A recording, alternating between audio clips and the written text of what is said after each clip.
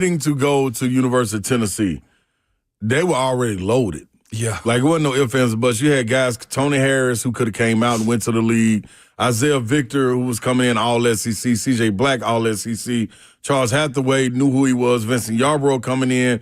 He's a McDonald's All-American, #1 in the South. Marcus Hayslip, who was in my class, was already highly touted. Harris Walker was Mr. Basketball. Terrence Woods was Mr. Basketball. So we already had a plethora of guys coming into a situation that they had recruited. And it was 4 bigs already locked in, 3 bigs already locked in when me and Marcus Hayslip came. Yeah. So it was like, man, either you going to go out there and fight or you just going to sit back and accept what comes to you. And whatever comes your way. Neither one of us wanted to do that. Yeah. So it put the coaches in the bind like, hey, man, you got to find some playing time. Yeah. But I will say, man, being able to come in and just having that 6-man role and say, man, I'm going to do whatever I can do. Mentally, I was already prepared. I'm going to get 15 minutes. Yeah. However, the 12 to 15 minutes, and I'm going to go dumb hard. I mean, I'm going to draw fouls. I wasn't worried about, I ain't need them to run no plays for me or anything. Plenty energy, get fouled, get to the free throw line, get in the head of the other opponents. Like, because that's what I felt my job was. You spared a few fouls anyway. Yeah. That wasn't your role to go out there and take over the game. They weren't going to need me to play 30 minutes ever. You know what I'm saying? As a freshman. So, and then it continuously grew. You know what I mean? My role grew, and you get more responsibility until, junior, senior year. I could have started. I did start like 2 or 3 games my freshman year. But it was already a pecking order established, and I was cool with it. Yeah. Y'all going to shine, man. I ain't got no problem. I ain't fighting. That is all right. Yeah. I'm bigging up my teammates. You know what I mean? Everybody eats. Yeah, everybody That's our thing. eats. You know what I'm saying? Like, I'm a relieve you when you need it, and you come back in, get back to it. I'm cool with that. You paid your dues, you deserve that. So when that came about getting the junior and senior year, I knew what time it was. Taking responsibility, captain, all that. You know what's fascinating too? I think we all like to speed up their process and not play that role early. Like, I'm looking at a guy now from the Minnesota Timberwolves, right? Dillingham. Yeah. And I think to myself, he's a first-round draft pick, but he doesn't have a significant role to play unless it's cleanup or they're getting smacked the way they did the other night. Yeah. And what you've always said to me is, like, we'll speed up the process as far as development. There's questions about the Titans' offensive line or Cam Ward or Will Levis, for that matter, too, right? You're a pro. I see how you're circling this thing around. I see what you're doing, Savage. But like, the idea, though, too, Savage, is sometimes it takes 2-3 years. You always mention for high school athletes, parents, slow down. Yep. Let them have fun, let them develop, let them grow. That junior year is always big, and you mentioned that third year in college was for you, too. Yeah. And that's why I always give a little bit of grace to guys coming into the scene early, because it's not year 1, year 2. It's year 3 for me. That's why I'm expecting a huge jump from a guy like Peter Skoronski this year.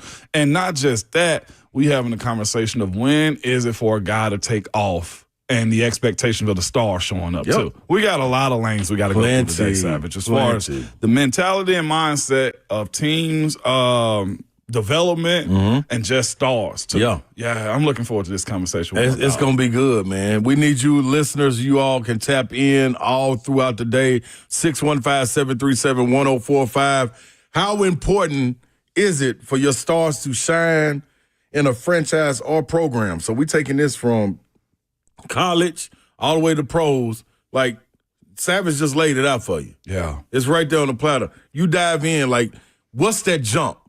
Where do you feel that jump is? We always say, like Savage just said, your junior year if you're in college or high school, walking into that year. So 2 or 3 years is prep for you. Yeah. When you're ready to get into it. And we got Brent Hubs coming on today. Hubs! Uh-oh, he ain't gonna know how to act. He's the problem today. Definitely gonna be. Hubs is going to be the problem today, Savage. Yeah. I'm looking forward to this conversation. I actually came in this morning a little bit different, man. I like One. Talk to him. I drove your nephew's truck this morning. Oh, yeah? I did. Say, I need to get in there. And I thought about switching cars with you so you can drive it with the top off. I need to hear that bang, too, man. See what my boy doing. I drove that this morning, and this morning I thought of, like, man, it's Friday. We do got a job. We do got a job. We really... It depends on what we want to do. Yeah. Okay. That's the thing. But in that, dog, I was listening to some country coming in, because I don't know. Okay. Shout out to my folks at Two Rivers Ford. I don't know what it is about being in this Bronco, but I want to play some country music. Yeah. Savage. Yeah. I was playing a little Neon Moon this morning. Okay. That's how you feeling? Me? Yes, that's what I was feeling. Who else is on my playlist before we had the break? 'Cause I see J Hawk answering a couple phone calls right quick. I like that. But on there was a little Red Dirt Road this morning. Okay. You Make It Easy by Jason Aldean. Look at Savage, man. You done extended your country, too. Listen to me. I got a song that's so hard. You hear me? Okay. And I absolutely love. We might throw a little hip-hop, little country in there. Okay. But this Randy Travis, Forever and Ever, Amen, gets you going. You went old school, too, country. Listen to me. Okay. I was in there. And also a little Golf Brooks, Friends in Low Places. As I came in there. Yeah, little golf. Yeah. I got to get ready for the booth this fall. You sure do. And if they play Golf Brooks, Friends in Low Places, Mike Keith gonna have to shut me up. Because it's a staple now. It's a staple. I'm going to be trying to find you. I'm telling you. I'm going to hit it up at Savage. I can't wait to lean over the booth with Vol Network and all my friends is in low places, okay? All right, you better believe it. I promise you, man. But I can't wait to get the Hubs today. You hear me? Man, absolutely, man. All my friends are in low places, man. Hey, if you in low places, man, hit us up, man. Yeah. You know the number. Y'all give J-Hawk back there behind the glass something to do. Make him get on the phone, man, and holler at y'all, man. This is Ramon and Will. This is Savage Radio. Brewed by Scooter's Coffee. Let's go.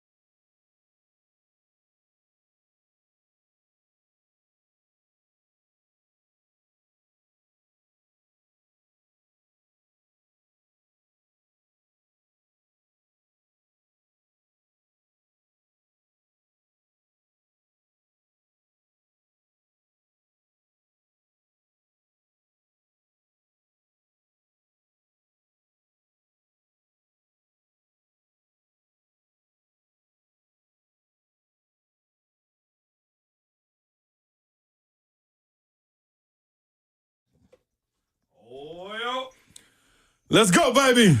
Savage Radio. That's right. We on the airwaves, Savage. It's early. It's early. If y'all were trying to get your Friday started off right, you found them. You found it. I promise you. You found them. Today is the day you want to be up and turn it. What is it? Turn the knob off. Man, leave it broke. Let's leave it, bro. Yeah, ain't nothing wrong with it. Don't touch it. Hey. Come, you can take. No, you the man. You the man. Oh my God. You the man. Hey, man. Stop, man. I got chills. It's J-Ho. It's J-Ho. Taking me back to like 07, man. When we was. Do we go there before we talk about showing up? Because we did. We did. Go hard and then go work out the next morning. Absolutely. Too. Oh my gosh, man. Savage. I was telling somebody yesterday. I was like, man. I said something about that 2002 Pontiac Bonneville. I was like, that's what Savage helped me get right there. You don't send me a down payment on that one. That was cold-blooded right there. Hey, real ones. But the idea, so what is the reason I'm getting chills thinking about this is because my dog, he would come back into the country. Mm-hmm. Savage would. Yeah. And it was cool because Savage, like I said, for the ones that do not know, we actually are brothers and have the same father. That's right. We share half the same DNA. Yep. If you see us, you think we were raised together. But it's crazy, though. So he would come back into the country, and all Savage would say, hey, get us a spot to live in, man, for whenever I come back. Yeah. And he show up in town. And it's crazy, when Ron Slay showed up into town, into Knoxville, it wasn't even like, there was no real sports going on, but it's mostly football because we there training, we there for mini-term, we there for summer camp, summer training and all that type of stuff. But everybody in the city knew that you was there. And we would go party, have a grand old time. Grand old time. I'm talking about wee hours. There's no way I'm pulling it off right now. Not with this schedule, Savage. Yeah, ain't no way you can do that. Not with this Ain't no way you can do that. But we go hard all night long. It was crazy. Enjoy your youthful days, too. Please. Because to drown a lot of brown and clear water, party, expend a lot of energy, and go to the IHOP and get a T-bone steak, eggs, and pancakes. Man. Come on. And then go work out at like 7 o'clock in the morning. That is by far the most ridiculous thing I ever think. When you think about it now, Savage. That's different. But to the point of the conversation we're going to have this morning, you always got to go answer the call as it pertains to if you're going to go that hard. You better go that hard in your specialty. My house is football and yours is basketball. You might have slept a little bit later than I did. But you still going to go work out. But you weren't on the clock then. But I was, but definitely, that's one of the things. So that's like you said, that's why our conversation leading. How important is it for your stars to shine? And that's in all facets. You know what I mean? You got to be a little accessible. You know what I'm saying? Like you're not secluded or away from everybody. Like you with the guys, you with the people, you in the community, you with the general people at all places. You know what I'm saying? Nobody's above you. No, not at all, man. Not at all. So that's why it's so important, Savage, for you to when the call is when it rings, you gotta answer. But it's that point though too. Like I'll never forget. And I mentioned that, I think last week too. We have big primetime games. Or in basketball, y'all have the Christmas. You know, football's trying to take that over. I don't know why. Constantly. But watching the NBA playoffs, I know a lot of people were talking about Jeffrey Simmons not being in town too. But like now isn't the time for Jeff, is my take. And we'll talk about that a little bit later. But in big moments, big games, big opportunities, stars are supposed to show up. Coach Tomlin would play, as I like, he's still called big game music. I love that. It is that Phil Collins in the air tonight. And he just let it roll. And he dropped this line right here as it pertains to like what the Titans are looking for, what the Vols going to need this fall as far as the quarterback play. If you think you're an A player, show up. Be there. And one, if you are one, I expect you to show up. But if you think you won, and that's how you build good teams. That's why you have really good coaches too. Another conversation we're having today is the Mike Leach Hall of Fame conversation as far as big-time coaches and what they mean to you. But all in that to say this, we're watching the NBA playoffs right now, and there's guys like Anthony Edwards that did not show improve. We look at last year with the Tennessee Titans, right? Your quarterback is expected to play big-time ball. He's a second-round draft pick, and that's no throwaway pick. But in this league, though, Savage, people will label you fast as it pertains to what you don't do when you think you the guy. That's right. And whether fair or unfair, the idea that pressure is a privilege. Yeah. Is what I've always been told. Yeah. I believe that too. And if you got a certain amount of pressure on you, you got to answer in those moments right there. And it's almost inexcusable because here's the thing about college now, almost high school too, but especially in the pros, they're going to find your replacement as soon as they possibly can. And that's where you see guys crash out. And Babsy having a conversation yesterday, it sounded like somebody ran over Will Levis's cat. Because I do think this, though, too, Savage, some guys thrive in that. Like some guys want to be supported, but some dudes will grab you and say, hey, watch me. Let's go do work. And it's going to be fascinating to see how Cam Ward handles that. Because this franchise needs that in a major, major way. But not just him, though. I know his fan base gets super frustrated with Jeff. Like, what does a monstrous every 17-week season look like for him if he goes the hell off? Like, y'all had Hainsworth on last week. And that was something that he brought up as far as, like, those guys just got to go play ball. And I'm not sure how far this team is going to go this year as far as the Titans go with their stars showing up. But that's something that I know has been missing here in Nashville since Derek. Well, Derek was probably the last one to leave to that you can depend on. That was the guy that was going to be the consistent factor every day in and day out as far as understanding who you are as that star too. You know what I'm saying? Like, it's one thing to be labeled as a star and you show up every now and then, but he wore that crown. And probably underappreciated, and I will probably say this too, by me. I'm on it. Yes. I'm with you. But here's the other side of it too. Like, those stars do have to have the proper support. And listening to Hainsworth have that conversation, y'all, the guys that he was naming off, like, that's why I think this is a buildup. I know Vegas got the Titans with 5.5 games. I think the over-under. But, like, when you think about who are the guys that have to step up, how many of them are quote-unquote stars as it pertains to this team? I'm with you on that. And the other part is, if those stars are not supported, how where's the expectation? You know what I'm saying? Well, you look at a team like the Buffalo Bills, Josh Allen. How much? Because he's been anointed as a star. No ifs, ands, or buts, and he shows up. But without the proper support, how far can those stars go? Well, I know this though. The quarterback I blocked for used to ask our front office every year, "I need help." Like, there's the understanding that, like, I've always said, and not just, the franchise quarterback, I say, wins half the games themselves and everybody else pull their own too, pull their part too. But he always asks for help because you never know when a guy's going to go down, how deep your stable has to be, and your ability to count on guys too. Because that's what greatness do. I think that's why one of the reasons why Jordan and Kobe were somewhat hated by their teammates because the challenge of being great matters to not just them, but they know they need the support because Jordan might have the flu game. And Pippen got to hold him up. Carry me to it. And I also, like, you can't be mad in today's game with those stars, though. And this is why I'm also on the side of, like, you need to see either some young guys grow up. Denard Wilson's got to call a defense that applies to helping others shine. Femi Oladejo growing up, Arden got to go because at some point those stars get fed up.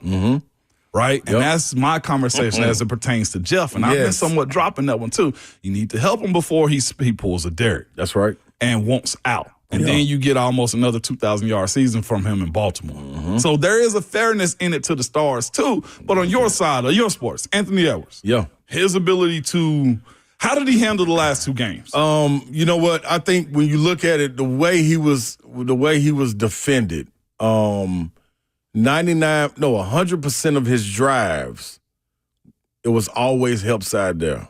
100%. 99% of the time when he had the ball and being defended by someone after passing half court, he was defended with two guys 99% of the time. That's crazy. So that goes to your point of, I understand and he said in the press conference, I made the right plays. I'm not frustrated. I was giving it up. It was there. I could have forced it, but that's not what I wanted to do. So you got to walk a tightrope in a sense with knowing what you were talking about, giving him the support, meaning the play calling. If you're getting double teamed like that, give it up. And when he gives it up, have something drawn up to where he can get the ball back with some freedom. Absolutely. They did a great job with the Knicks last night, freeing Jalen Brunson up while Neesmith was guarding him. Yeah. So that's one thing. But the thing that with Anthony Edwards, like you made it to 2 Western Conference Finals. You knocked some big dogs off getting there. But they was old. You know what I'm saying? Everybody said that he's good knocking off the old guys, but your peers are the one that you need to be in direct competition Like Lou Dort for Oklahoma City was pushing him the way he was pushing LeBron. So that's why I want to see the battle back. Like, get over that hump. You made it there 2 years in a row. You won, I think, 3 games in 2 Western Conference Finals. Yeah. That ain't going to get it. You know what I mean? They had to trade with Julius Randle, the cat. Now, I think they need to play a bigger role with Julius Randle as well, but that's where I talk about on the back end of that. Do we anoint these stars that we think are stars too early? Too early. And today as well? Yes, you know what I'm saying? I think in football we do more. And so we got that coming up. Yeah. Right now with Cam Ward being the number 1 overall pick. Yeah. And it's a lot of hype. And to me, it's warranted. Well, for this franchise. For right now. Yes, for right now. You're dying for 100% they need to hear. So it's fascinating. We have Bustin' Diamond said this too. Let me know what you feel about this. A leader, hold on, where was it at before I replied to it? It was pretty much saying that he is a guy, like Jeff's a playmaker, but he's not a leader. Do you need your playmakers to also be leaders? I think it's a difference. I think for one, if you're playmakers, when you think about playmakers, those playmakers are the guys that, to me,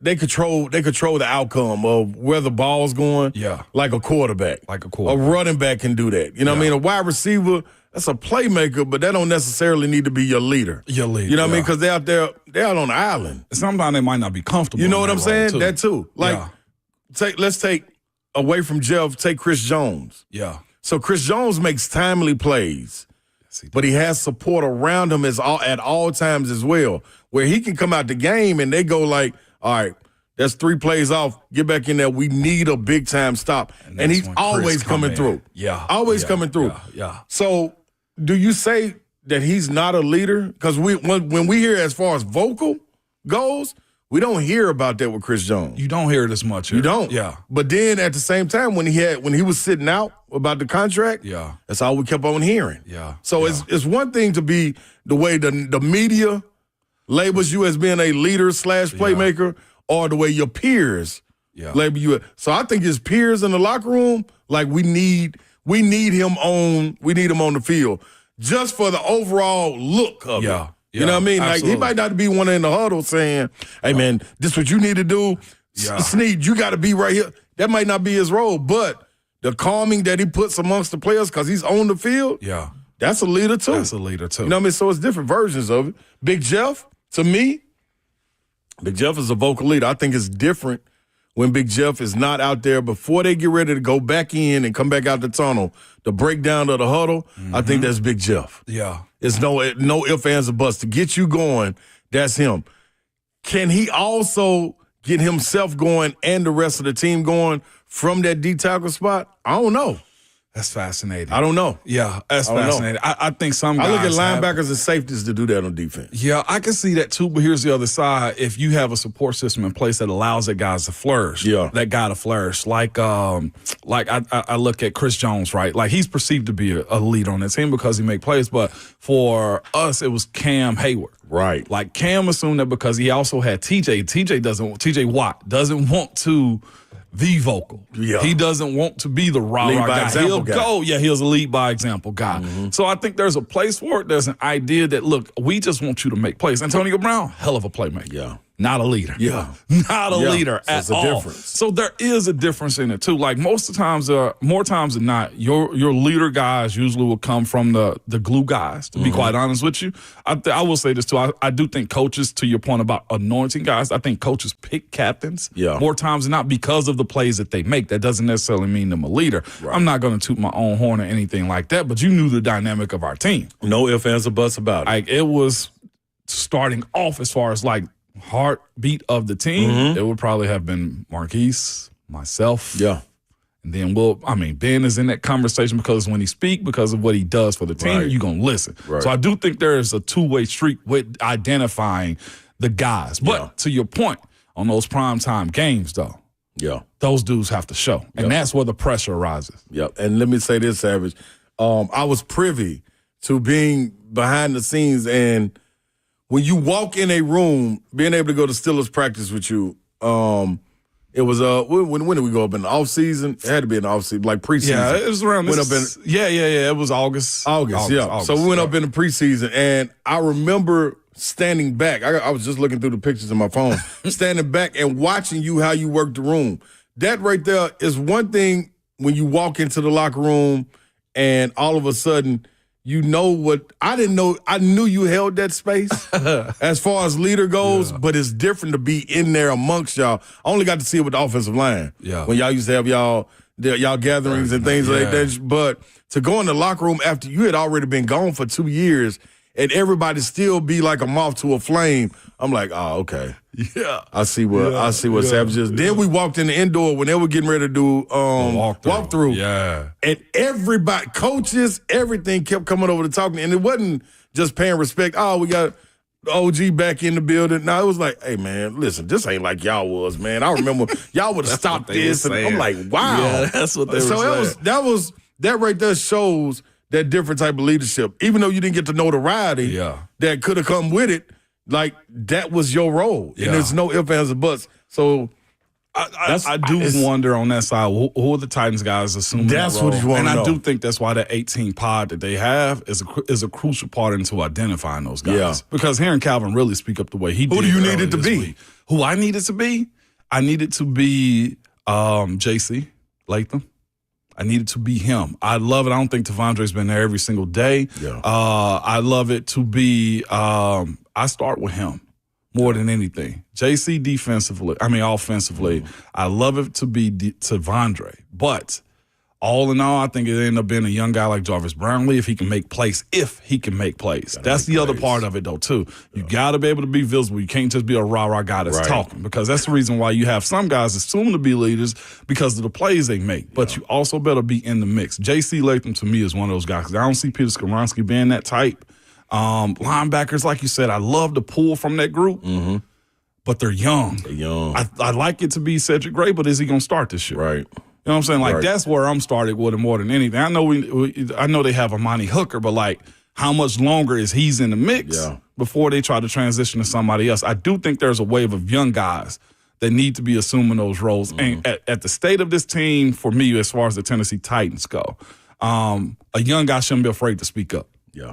They should not be afraid to speak up, to take on that leadership role and become stars, too, because that's how it happens. I'll tell you this, JC dropping all that weight right now, to me, one, that's a national headline for a lot of people that want to write about his new look. But if he goes and plays well, that's when the conversation, him being a top 10 pick, makes him a Pro Bowl, vote. I like that. That's how it happens. Yeah. That's how it happens right there. Listeners, you out there, 615-737-1045. Will you speak up? Because the lines are open, and we're going straight to them when we get back. This is Savage Radio.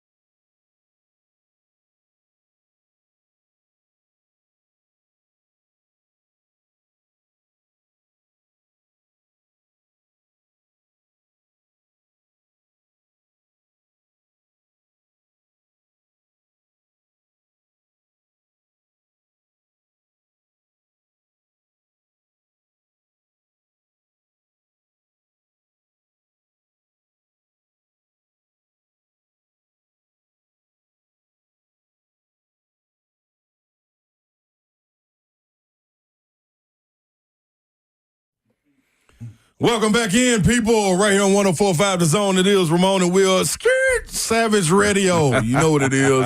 Big Ramon Foster and Big Slay, man. We both in the building. Savage Radio is taking place in full effect. 615-737-1045. We see y'all in the chat. Appreciate you guys. Make sure you hit that like button, subscribe. We're trying to get over, I think Will Lee said 20,000. 20,000 by the start of the season is what he said. That's a good goal. I'm cool with all goals like that, man. I love that. Yeah, so hit that like button, man. Tell a friend to tell a friend. But we're going to the line right now because people are on the line, want to get in. And Misty now, me and Savage both said, what is Bon Aqua? And I asked Jayhawk, is that some type of water? I thought it was a cologne. Yeah, but calling from Bon Aqua. What's up, Misty? How you doing this morning? Good. How are y'all this morning? Good. Good morning, Misty. We are a small little town in Hickman County. Okay. About 40 miles west of Nashville. All right. Where Johnny Cash had a hideaway out there. I was going to say nestled away. Okay, yeah, that makes sense. All right. That makes sense. Hide out in Bon Aqua. Yes, mixing water. When my youngest son, when he was growing up, he played every sport there was except for soccer. Mm-hmm. He actually played for Vincent Yarbrough and Terrence Wood. Hey. In travel ball, and your name was brought up several times during practice. The very first time that we met Vincent was at a tryout, and he was introducing himself, and he come about, and he's like, which little one is yours? And this was when he was a freshman. I said, well, if 6'2" is small, then, and he was like, oh my God. He said, your son has already made the team. He don't have to come back and try out. He's good. I always taught my kids that when there's always going to be somebody better than you, but as long as you're out there giving your 300% and you do what you know you can do and what you're expected to do, I'm good with that. If not, your butt can sit on the end of the bench, stirring that Gatorade and guarding that Gatorade. Take care of it. That's right. And so when my son went to college tryouts, because he ended up going for basketball instead of football or baseball, we went to Maryville, we went to Martin Methodist, we went to some Kentuckies and stuff like that. And I would always have a coach come up to me and say, hey, your kid is the kind of kid that we look for. He's not a ball hog. He knows when to shoot the ball. He knows when to pass the ball. And he says, that's what we look in kids. Yeah, He said, your kid is the one that's not going to be at the end of the bench stirring that Gatorade or guarding that Gatorade. He's going to be a playmaker when I need him to be a playmaker. Yes, indeed. Absolutely. Everybody got to know their role and assume them. Biggest and eventually your time. And I always tell my kids, there's somebody out there always going to be better than you. But as long as you get out there and you bust your butt and you give that 300%, your mama ain't going to say nothing. There you go. Don't take mama off. Yeah, please. Appreciate that, Miss. Thank you so much. Thank you for calling in, Missy. All right, and thank y'all. And thank y'all for making everybody's day and afternoon such a great day to drive into work and home. Yeah, that's awesome right there, Misty. Just trying to bring bright spots. Heroes. Yes, absolutely. Thank you, Misty. Have a good Friday. Enjoy your weekend, yes, too. Indeed. Yes, sir. You have a great day, guys. Absolutely. Yeah, man. See, that's what it's about, man. That right there, this is, you got to understand, attitude, effort, and energy. All things that you can control. Yeah, no doubt about it. You know what I mean? So no ifs, ands, or buts about that. That's what we look for. I think when you talk about people that pull themselves up by their bootstraps to get where they have been, I know I'm speaking for me and Savage, man, like those are the things you got to get up daily with. Because you might not have been the most talented or the most athletic, but one thing they can never do is question the grind. Absolutely and what you were going to put in it. And eventually that payoff is going to be there. Miss, that was a dope call right there. I had to look up, I ain't going to lie to you, Bon Aqua, Tennessee. Oh, you looked it up? I looked it up, absolutely. Okay. Right. It's Middle Tennessee. She wasn't, and in the Wikipedia, it said country music legend Johnny Cash had owned Wings Old Farmhouse for over 3 decades and the Storytellers Museum. Johnny Cash. Johnny Cash. Yes, sir. I've also seen his his restaurant or his bar here too. Yeah, he got one, Yeah, absolutely. We had a guy stop through. He was supposed to bring us some food. Supposed to? Yeah, he ain't did it yet. Supposed to. Yeah. He's definitely not a shining star. I call him out. Definitely not a shining star this morning. Absolutely not. The stars shining 615-737-1045. KC and the Sunshine Band. KC, what's happening this morning? Good morning, bro. Good morning, KC. First of all, it's too early to try to big time the sleigh. We're not doing that in the morning.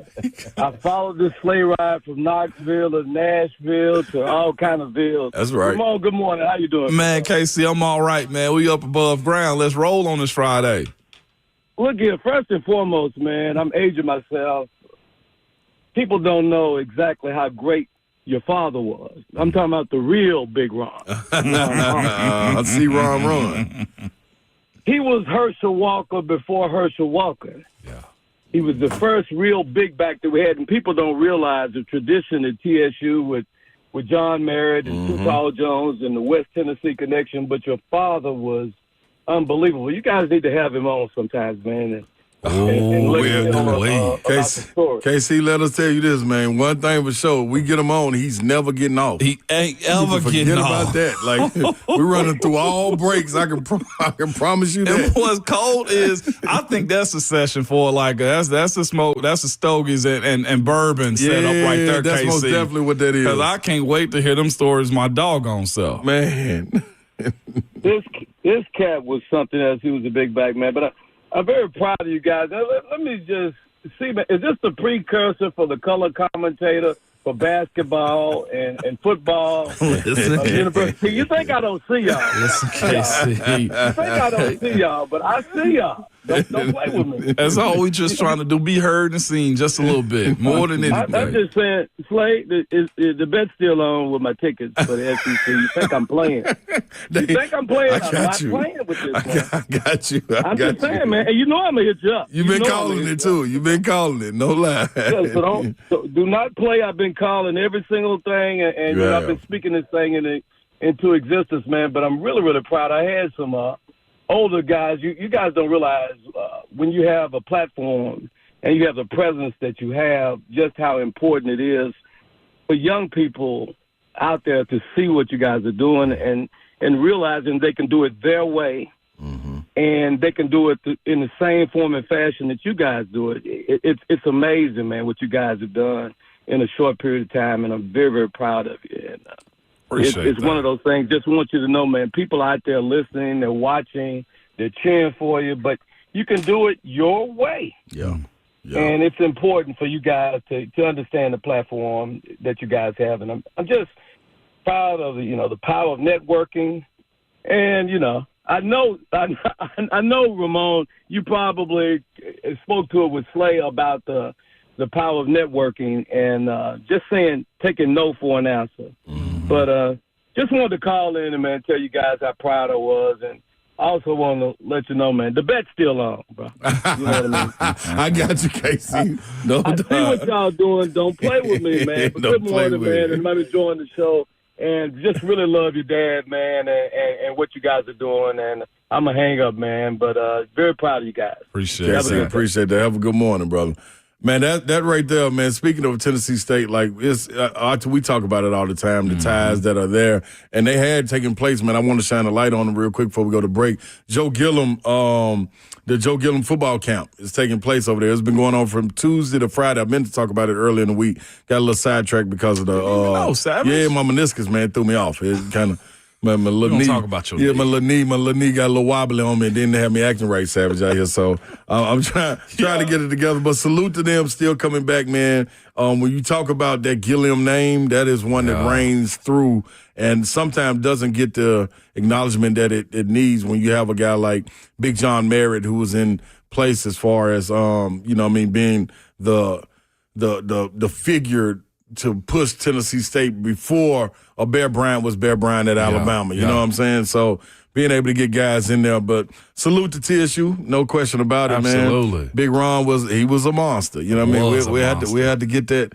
We had to get this, maybe some footage or some conversation out there. I don't think we ever talked about his measurables, though. No, it was different. At 6'4", about 220, ran in the 10s. No, about 250. 250. Yeah. Apparently ran in the 10s and the 100s. Yeah. Let him tell it. And it was documented, too, but was an animal at running back. So you see our size and height and stuff like that, and you wonder where you get it from. Well, he was also, or is also 6'4", 6'5", and just a hell of an athlete. That's why I say sometimes a lot of it you born with, the other you work for. But was a monster. One of the few guys I heard had had bumper tags that see run. Billboards too. And what's cold is you say, well, why did he go to TSU? Well, it was Coach Gilliam at that time before NIL. Before tampering on signing day, they flew him to the middle of Mississippi somewhere on a supposedly private plane to stop him from signing with the Alabamas, the Tennessees, and everybody else, but was highly recruited and sought after. Fascinating story. We'll have to definitely have a session and dive in on that. There's plenty, man, that we had to uncover for you guys, man, but that was it, man. 500-pound backfield. Him and Larry Kennebrew back there. Man, back there in the backfield, dog. 500 pounds combined back in the backfield. Bigger than the offensive line. Yeah, and moving. Yeah, man. Yeah, we'll have to bring Big Dog on. We had to let y'all get a little taste of that, man. That's why I call you Lil Ron, because he was always Big Ron. See, the people don't know, but we're going to let y'all know, man. This is Savage Radio, and we got a lot to get back to in the 7 o'clock hour. We got Brent Hubs of VolQuest coming up, and we still want you to tap in. You got to tap in with us. This is Savage Radio, and this is Ramon and Will.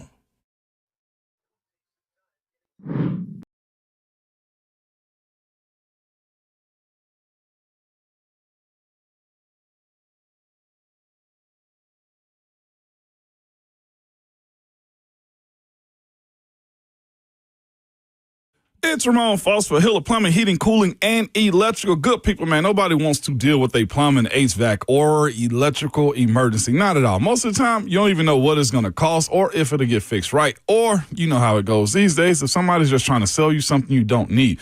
When you call Hiller, though, their experts are going to solve your problems quickly, and it also just starts with their text that they send to your house. They're professional, experienced, and trustworthy, and the cool part is, man, they're all background checked and drug screened, too. Even better is when they're on their way, you'll receive a photo of the tech and a link to the track in real time so you can identify where they are and also find out where they are on the map so you don't have to just be sitting around and waiting for somebody to come up and fix a problem in your house. No, absolutely not. Their motto is, happy you'll build the service is free, and they absolutely mean that, too. If you're not satisfied with the work they've done, they will make it correct time and time again. It's just how they work, man. So if you have more questions about Hiller or want to book with them, simply visit happyhiller.com.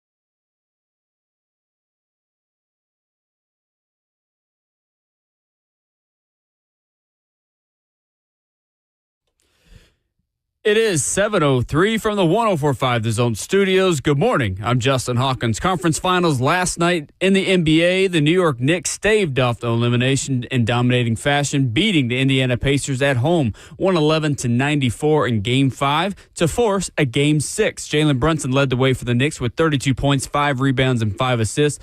Tip-off for Game 6 will be tomorrow night at 7 p.m. on TNT in Indianapolis.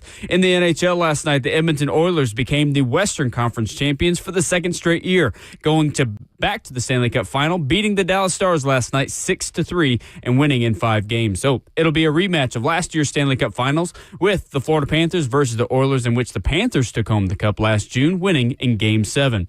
In Vols news, the Tennessee Lady Vols softball lost yesterday in devastating fashion to Oklahoma 4-3 on a walk-off 3-run home run by Oklahoma's Ella Parker. In the bottom of the 7th inning, the Lady Vols now play number 3 Florida today in the losers bracket. Tennessee baseball starts its postseason run today in the Knoxville Regional as they face Miami of Ohio today, with first pitch at 5 p.m. Central Time. Vols ace Liam Doyle is expected to get the start on the mound. This season, Doyle has a 3.04 ERA and 142 strikeouts in 83 innings pitched. For all your foundation repair and waterproofing needs, you've got to go to USSTN.com. Breaking news at once on your home for the Titans and Vols. This is 104.5 The Zone.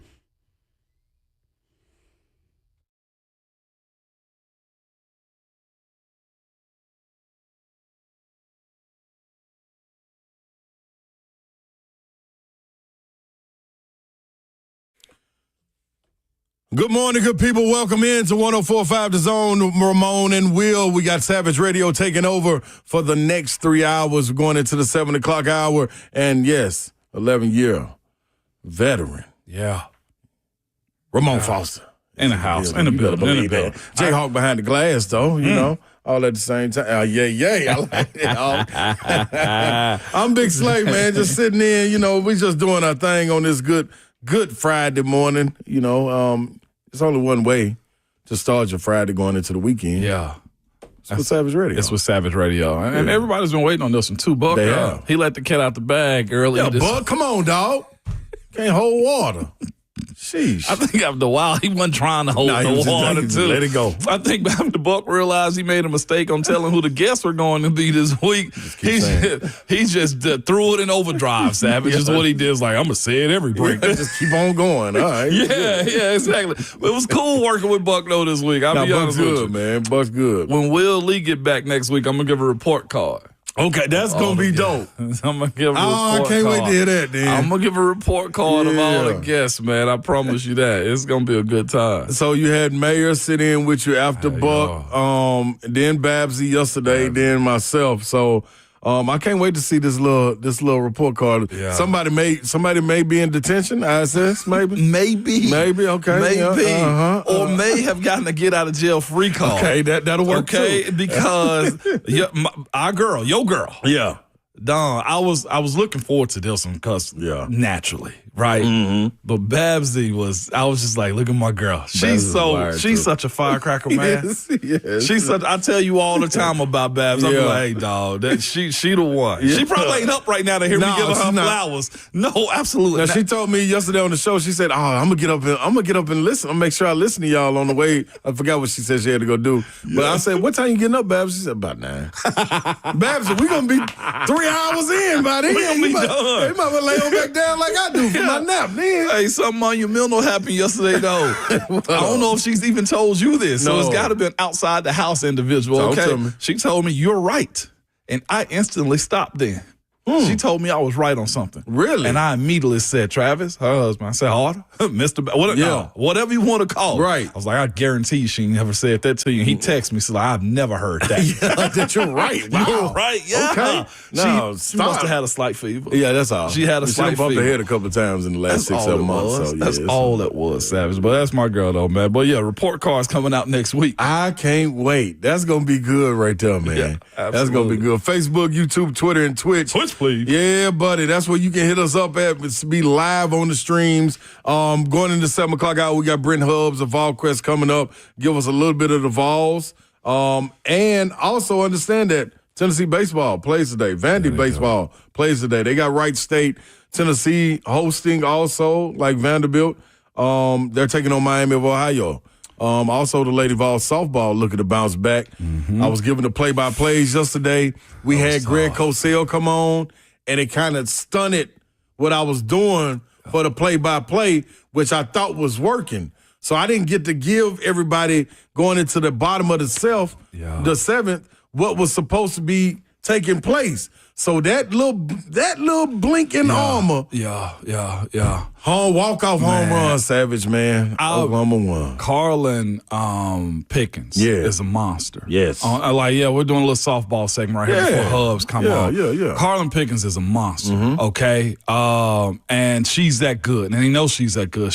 I think 100, she was over 100, I think 15 pitches at the time, if I'm not mistaken, but she was still gassing. But here's the thing, and we'll have this conversation a little bit later, too. We boast about the SEC, is this. Softball is legit in this league. Baseball is too, and basketball. How many guys are coming back to their colleges this year, Savage? It's fascinating. But on the Carlin Pickens side of things, when you're going good against good, and Oklahoma has been legit. Yes. Oklahoma has been fire. Texas has been good. Like, we're looking at the teams like us inheriting Oklahoma softball took our league to a whole other level. Yeah, it did. And with that being said, I don't know if it was Coach Karen Weekly that called it, the pitching coach that called that pitch that she threw. Yeah. She put it right on the platter for her. Man. And their hitter up, Oklahoma's, I'm not sure of her name. I'm lost on that one. But that's what she does. Yeah. You never put it down the middle. I don't want to go at Coach Karen Weekly because she's just a beast is what she's on. Absolutely. And that team they got an opportunity to correct this up today against Florida. Yes, they do. But you never put one down the middle against her. I'd much rather have just walked her. Yeah. And say, you know what, out at any base at that point. Yeah. That was whether Carlin missed her spot, because that happens through pitching. It's hard. Yeah. It's very hard. You talk about it all the time. You got your son out there doing. My nephew out there getting busy with it. Getting busy. So I never criticize him on his performance. Yeah. I'm there to encourage. So I'm here to encourage Carlin Pickens too, but that was a heartbreaker. Yeah. If they asked her to gas Oklahoma's hitter at the plate, that was flagrant. Sometimes you got to go with the game plan. And whether it was the pitching staff or Karen Weekly directly or Carlin Pickens just missed it. Yeah. Who was this? Bubba Dixon said it was Ella Parker. Ella Parker. That's what she does. Yeah, that's what she does. She hits dingers. And she hit one dead center. And when you saw center field running back and she stopped. Yeah, that's ball game. That's ball game. Yep. Load the bases at that point. Yeah. Yeah, that's a tough one. Not against her. No. That's the way I see it. Like, that was not necessarily a heartbreak because they played today. But I'd love to be in that winners bracket, though. No question. You got to look. You got to fight out a hole. This is what Karen Weekly said after that. Obviously, that was a gut punch. I thought our team played really, really well. Proud of how we came out. We don't have time to feel sorry for ourselves. We got to be ready to play tomorrow, and that's what we just talked about in the locker room. So we talk about mentality all the time, being able to erase it and move on. That's one right there, though, especially having a team like Oklahoma who you playing in the first round in the College World Series. Insane too. Yeah, that's wild as itself. Even with you beating them early in the year at Oklahoma, then getting an opportunity right here to have them on the ropes and not be able to finish it, that is a good punch. Had them, man. But today's matchups, too, for you softball lovers like ourselves, number 3, Florida, number 7, Tennessee tonight, 7 p.m. Eastern. And also Ole Miss, Ole Miss versus number 16, Oregon at 9:30 tonight. Yeah. Listen, if y'all want some excitement, this is where it's at, to be quite honest with you. That's it. Well, and the Vols and Vandy today, too, Savage. I'm trying to effort that, too, man. Yep. But it's going to be some good stuff. Man, you see how much them tickets going for over there at Hawkins Field? No, I missed that. Man, they got them. I think I saw one. I think this was on up by 264. 264? Yeah, man. That's for a baseball ticket? Baseball ticket. Yeah, Lord. It's getting to it. I got to go back and look at it. But I believe you. I wouldn't, man. But that game, first pitch is at Vanderbilt versus Rice. So you said 6. Yep. On SEC 6 Network. Eastern, 5. Yeah. 5 Central on SEC Network. Yep. And the Vols play today also, Savage, or no? Yeah. And 5 Central at 6 o'clock as well. So, yeah, both teams getting to it today. Just say get the iPad out and the TV. Yeah, Tennessee is on ESPNU and Vanderbilt is, like you said, on SEC Network, the number 1 overall seed. Yeah, man. I mean, listen, Savage, this is what you got to understand. Walking into it, you was the last one to host the regional. They like, man, let's go and put them on now. We'll put them on there somewhere. ESPNU? Yeah. We got to have the app? Yeah, we need Damn. Yeah. I know. They saying get back. I think you better crawl your way up out this thing. Yeah, you want to get on national television? So when you've been telling Mayor that we suck, okay, the network is letting him know that you ain't lying. Ain't no need me playing around. Listen, ain't no need you playing around, man. Make sure you understand what's happening. Split Happens Bowling Bash, June 26th, 104.5 The Zone is bringing back our Split Happens Bowling Bash with special guests and listeners on Thursday, June 26th at King's Dining and Entertainment in Cool Springs. Join us for a fun night of bowling with food, drinks, prizes, and more, all to help benefit our guy over at Home Street Home. Admission is free this year.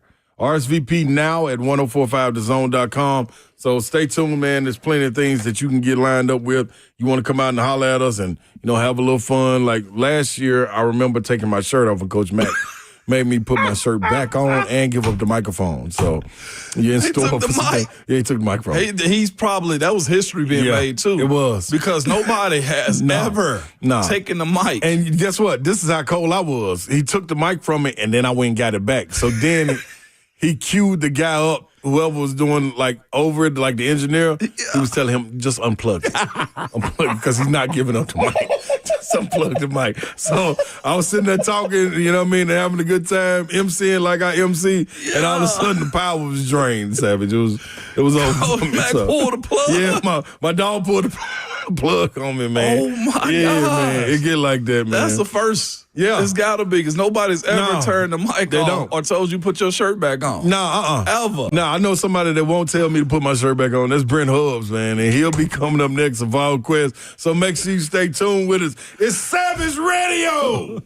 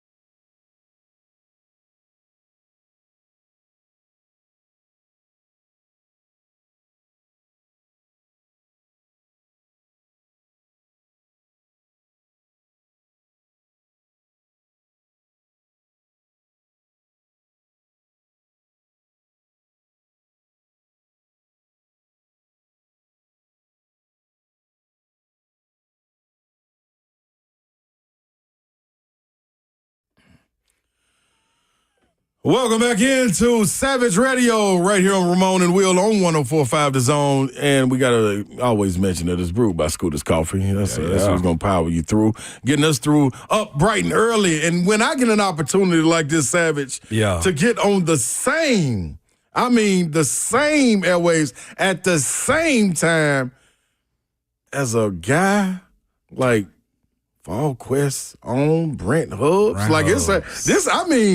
I'm pulling out the boots.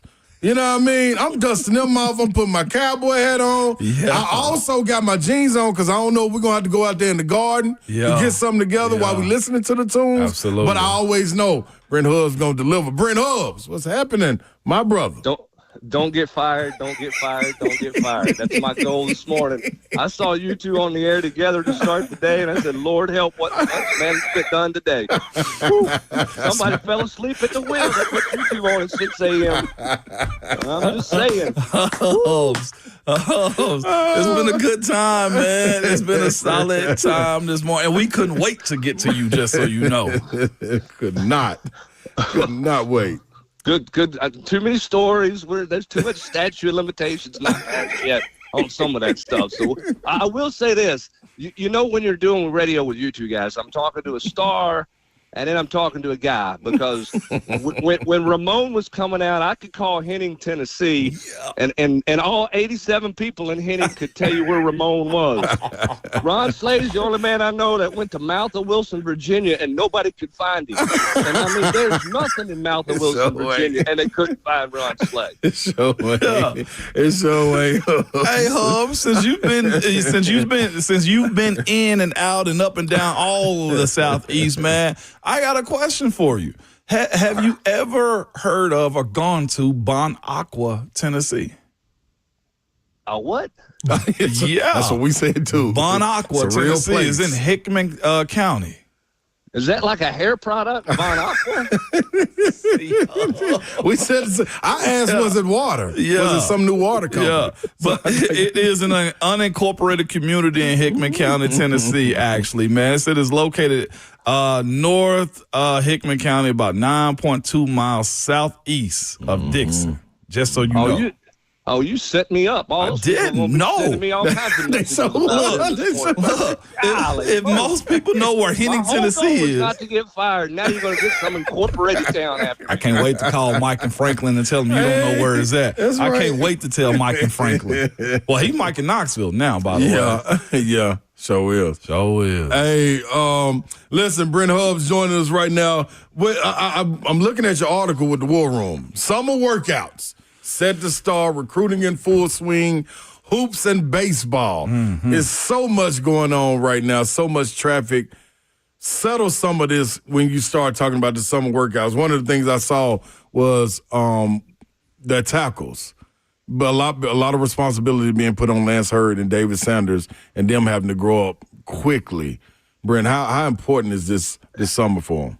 Well, it's a must for both, and kind of in two different ways. I mean, Lance has got a lot of experience because he played last year, but he did not play well enough, and he's got to play better. What is he like year two in this system? And I think, frame-wise, he's got everything you're looking for. I think the question for him is just mentally, how much better is he in the system? Where's he at with his physical conditioning? I think people forget last year, Lance had that knee procedure midsummer.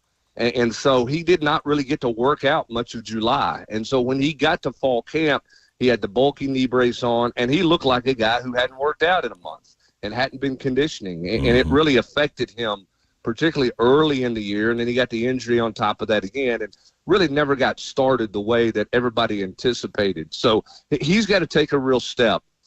And listen, I mean, when you're the number one offensive tackle in the country coming out of high school and everybody and their brother wants you, and Tennessee makes the commitment to help land you the way they did with David Sanders, you're going to the front of the line, and you're going to have growing pains, and you've got to learn in a hurry. I thought he made the back half of spring in particular, I thought he took a really big step to the point where you're like, okay, nobody's going to be able to hold him off. I mean, he's going to get the job. The question is, was it going to be week 3 or was it going to be week 1? Well, with Larry Johnson's departure, it's now week 1. And the urgency for him continues to be to add a little more weight, but really refine his technique and really mentally learn the game. Because when you're as good as he was in high school, he didn't watch a lot of tape. Mm-hmm. He just went out and pushed people around because he was just better than everybody else. He's not better than everybody else now. And so his focus this summer is strictly on his technique, particularly against those edge rushers that he's going to face week in and week out. Yeah, there was a lot of acclaim, him coming from LSU as far as Lance Hurd. I can't remember a time where you had two tackles that were expected to be this great with the expectations of Hurd and Sanders. But also being able to watch Savage throughout his career and being around offensive linemen, you know they move as a unit. So what are we talking about that center guard triangle? Like, who are the guys? Because Mays is a guy that you're filling the void for that, whew, when you talk about a captain of a team, like leadership he was one. Yeah. Yeah.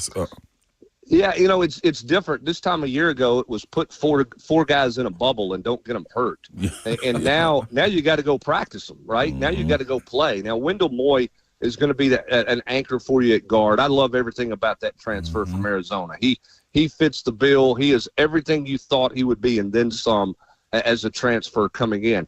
I think the $1 million question right now, Ron, is what are they going to do at center? Is it Sam Pendleton, the transfer from North Carolina?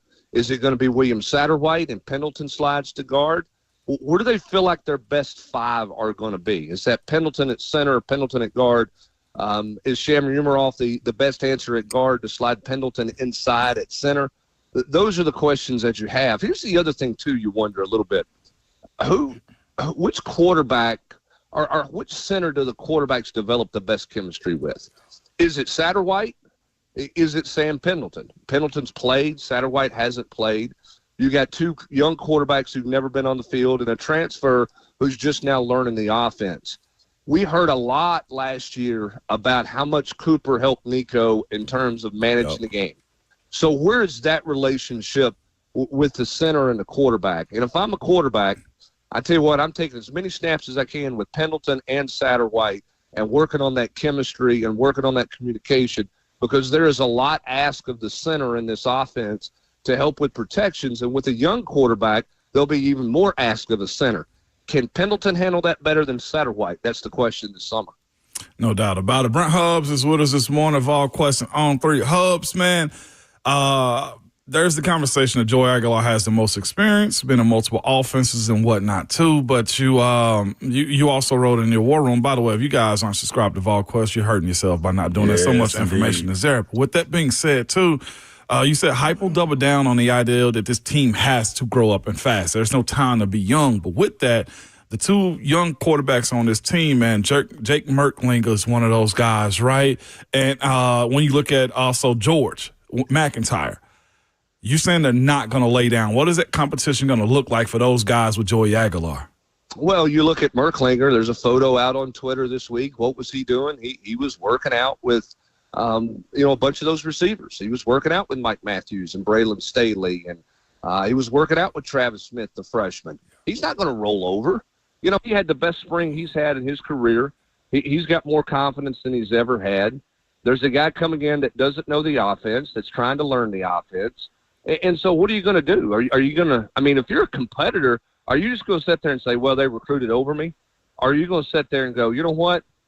I'm going to fight because I believe I can win this job. And I can tell you right now, Jake Merklinger thinks he can win this job. Wow. He 100% believes that. That's not fool's gold. That is his 100% belief in where he's at, and he's going to go for it. George got better every day. I think the question with George is where's he at physically? Where's he going to be physically? We'll see, at the end of summer. He's got to add more weight. But listen, if you got a competitive bone in your body, man, you better not roll over. If you roll over, then you're in the wrong place. You're at the wrong level of football. If you want something just handed to you. And all three of those guys, going to show up and work. And who takes leadership reins? You guys have been around quarterback competitions. What does a summer look like when a coach is not there? Who's organizing the throwing sessions, right? Yeah. Who's the guy running the show and putting it together? When you have an established guy, you know who that guy is. When there's a quarterback competition, all of them are trying to run the show. So it'll be interesting to see how leadership emerges between those three guys this summer. Obviously, Merklinger is trying to take an early run at it when you talk about him working out with those receivers, as he tweeted out earlier this week. Hubs, right now there's a lot of conversation going around college football too, and Greg Sankey's loud. Hubs, one of the biggest conversations is, does the SEC get the benefit of doubt of only playing 8 conference games? Some coaches want it, some don't. But Sankey's saying our 8 is better than your 9, man. How are you viewing this conversation from the Big Ten and the other conferences versus what the SEC has going on too in their stance? Well, the SEC coaches have made it clear. We don't want to play 9.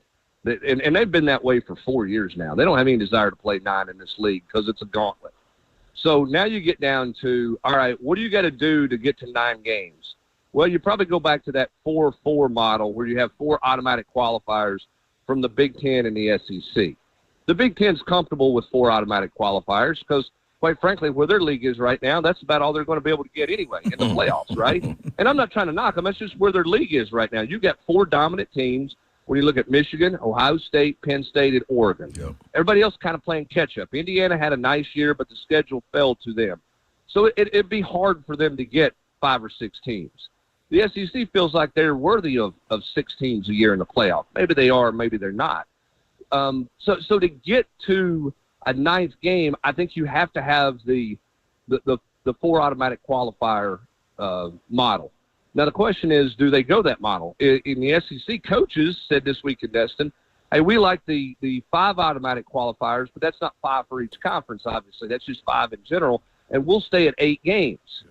Now, if you go to 9 games, the ADs are all about 9 games because that's going to be another $80 million to $100 million in TV money to the SEC, which is going to be divided among the schools.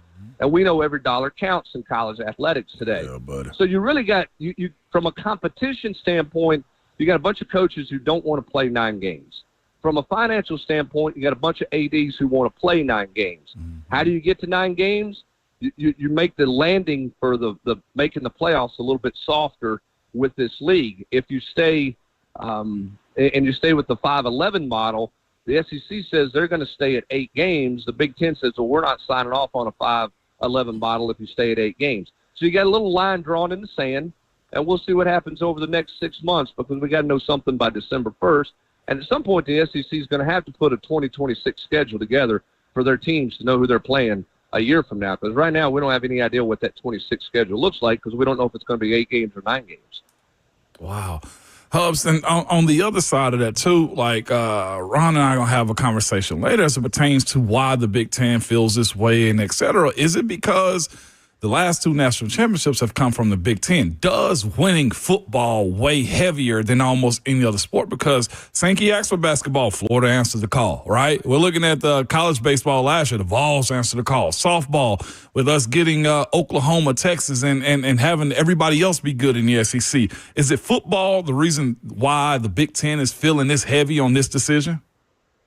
Yeah, I mean, obviously it's football for a couple of reasons. One, it's football drives the train, right? It pays the bills for everybody. Now, basketball with the NCAA tournament makes money, but you're also, you know, you got 68 teams getting in the field. Now they're talking about getting 72 or 74 or, I don't know, we're going to give out a participation trophy and let everybody in the big game. Right. The rate we're going right now. But anyway, it's not as big of a deal because you earn your way into the NCAA tournament, right? Like, I mean, you know, strength of schedule factors. Look how many SEC teams made the tournament. Look how many SEC teams are in the softball World Series. Mm-hmm. Look how many SEC teams make it in baseball and where they're at in regional hosts. So the strength of schedule argument seems to carry more weight in those sports. The debate on the strength of schedule in football is much, much greater.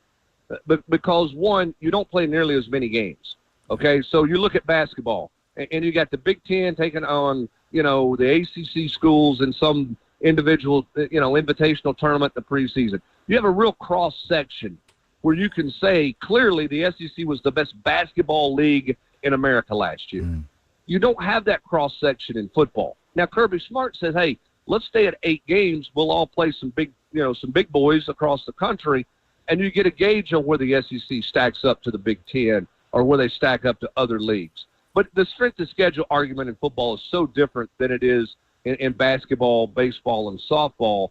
Plus, you got so much more money on the line, but because of the value of football, that's where that argument comes down the pike.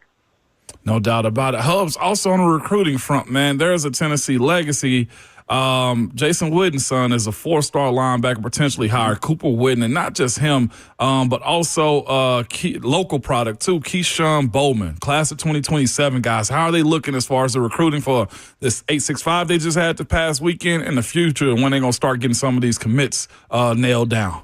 Well, 865 Live went well. They had a bunch of guys in for unofficial visits, a bunch of priority guys that are in this upcoming class, the class of 26, and that was the goal with that weekend.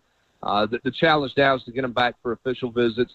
Tennessee will have really 2 big official visit weekends in June, with June 20th probably being the biggest. And a lot of the guys that were here this past weekend, Savion Hyder, the talented running back, and other guys are going to come back for an official visit probably June the 20th as it looks right now.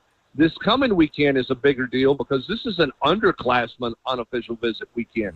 And this is going to be 27s and 28s, and that includes Cooper Witten, who's obviously a really talented linebacker who everybody in the country is after right now.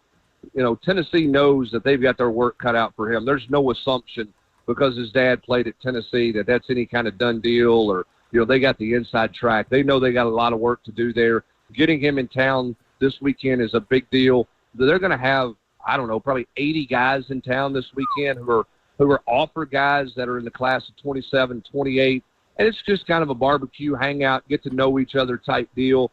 Then we get into camp season and official visit season. So this month is critical for 2 reasons. One, you're putting together your 26 class, and you got to get that done in the month of June because these guys are coming off the board. And 2, you're laying the groundwork heavy for what the future classes look like because you got to get them here for unofficial visits so you can get them back, multiple times for more unofficials and the official visit for when they're signing a year from now. So June has become the new January. It is a critical month in recruiting and football, and it has become the month to watch and this the month to follow recruiting if you're a fan.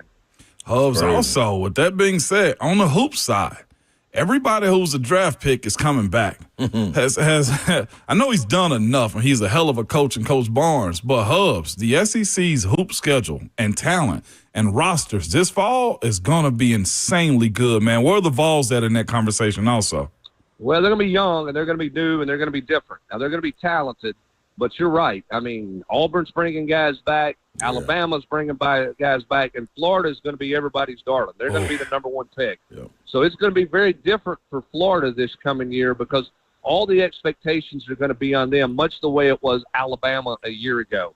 Here's what we're seeing in college basketball, and this is the benefit of NIL. If you wonder why do you like NIL, when you only have 2 rounds in the NBA draft, and you're sitting there and a guy can go, well, I can go overseas and play in Greece or Turkey or whatever little small unincorporated place, Ron, you had to play in there for a few years. Yeah. Or I can come back to school.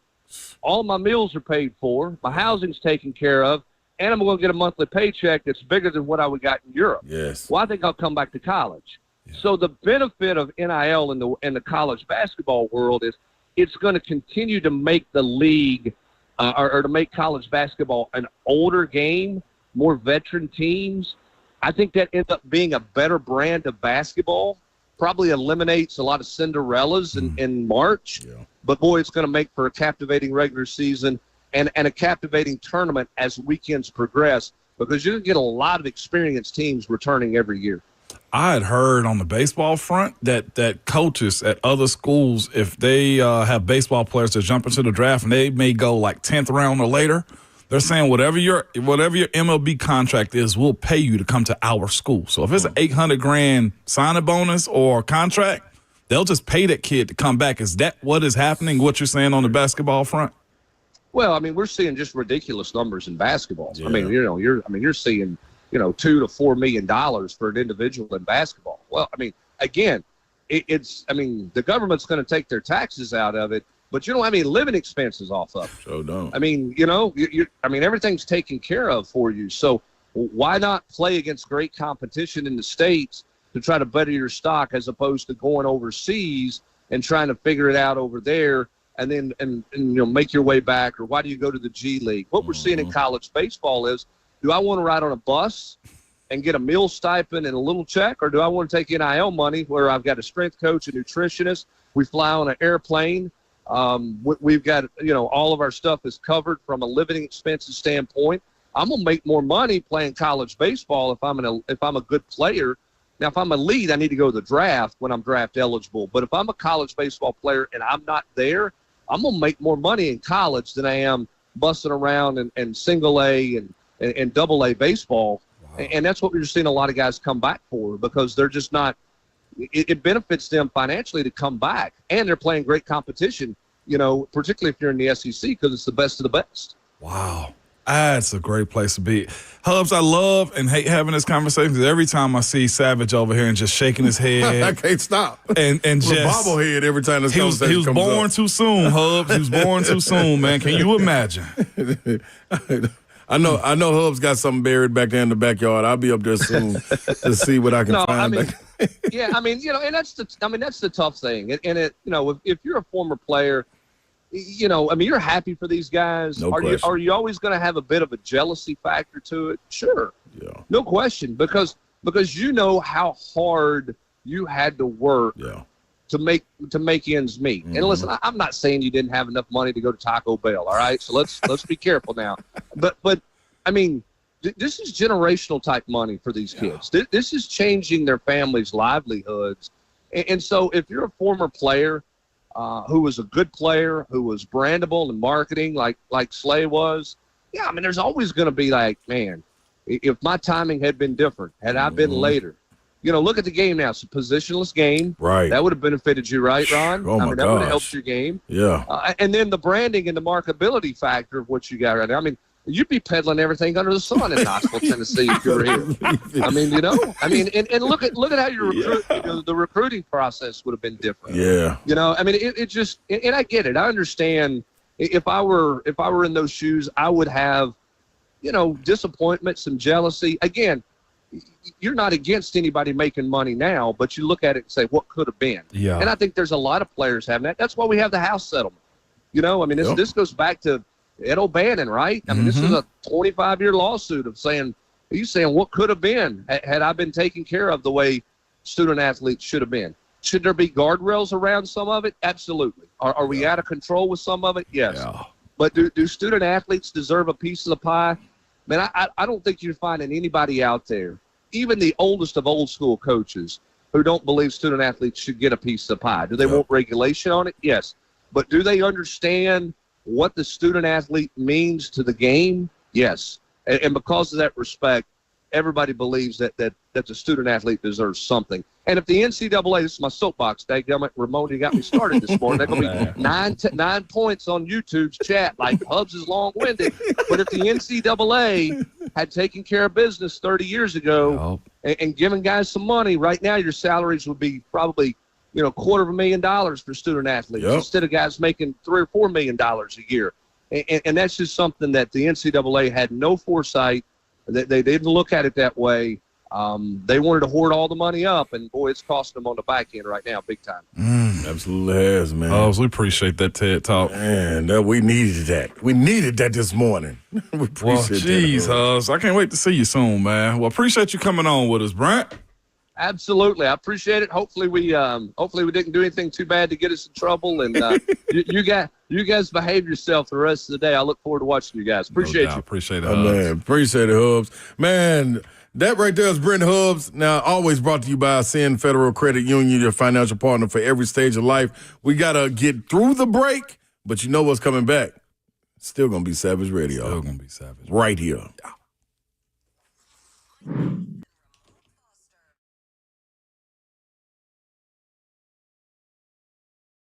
We love being part of the moments that matter, which is why we're announcing employee pricing for everyone.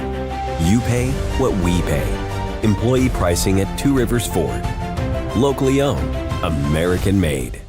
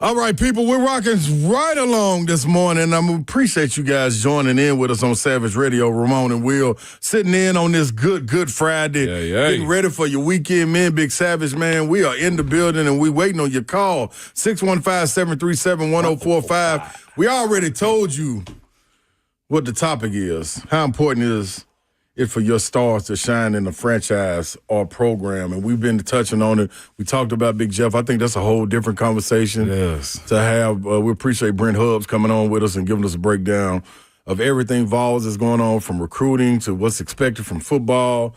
Didn't get to ask him about Tony V and those guys. Was that you think this is a favorable draw for them with Wake Forest, Miami of Ohio, and Cincy coming in when you getting that last 14th seed to be able to host the regional? I think so, for the advantage of it being at home. That's the biggest part that they got going for them right here more than anything. Yeah. And if they show up, because, 2 years ago, Notre Dame, they did not. Yeah. And that's what you can't have this time around. And what you do know is the pressure that Wake Forest puts on our infield is going to be problematic for them, too. My understanding is their pitching has been okay, not great, but their field playing at the bat has been somewhat good. And that's been the biggest issue for me with the Vols. Was that lightning? Man, I don't know, a little flicker. Oh, it was a flicker out there. Listen, it could have been. Man, this is what Savage Radio brings, Jayhawk. That's what we do back here, man. That's what we Make do. the power go All out. about that violence. Yeah, that's what I'm saying.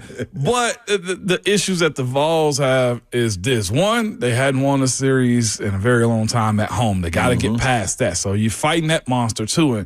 And I think Liam Doyle's supposed to start. On the mound, Yes, he's supposed to start today. You need him to be good, but it ain't just him. It's almost like a good quarterback. Quarterback is as good as his offensive line, his running back, and his wide receivers, right? Yeah. Or the tight end in there, too.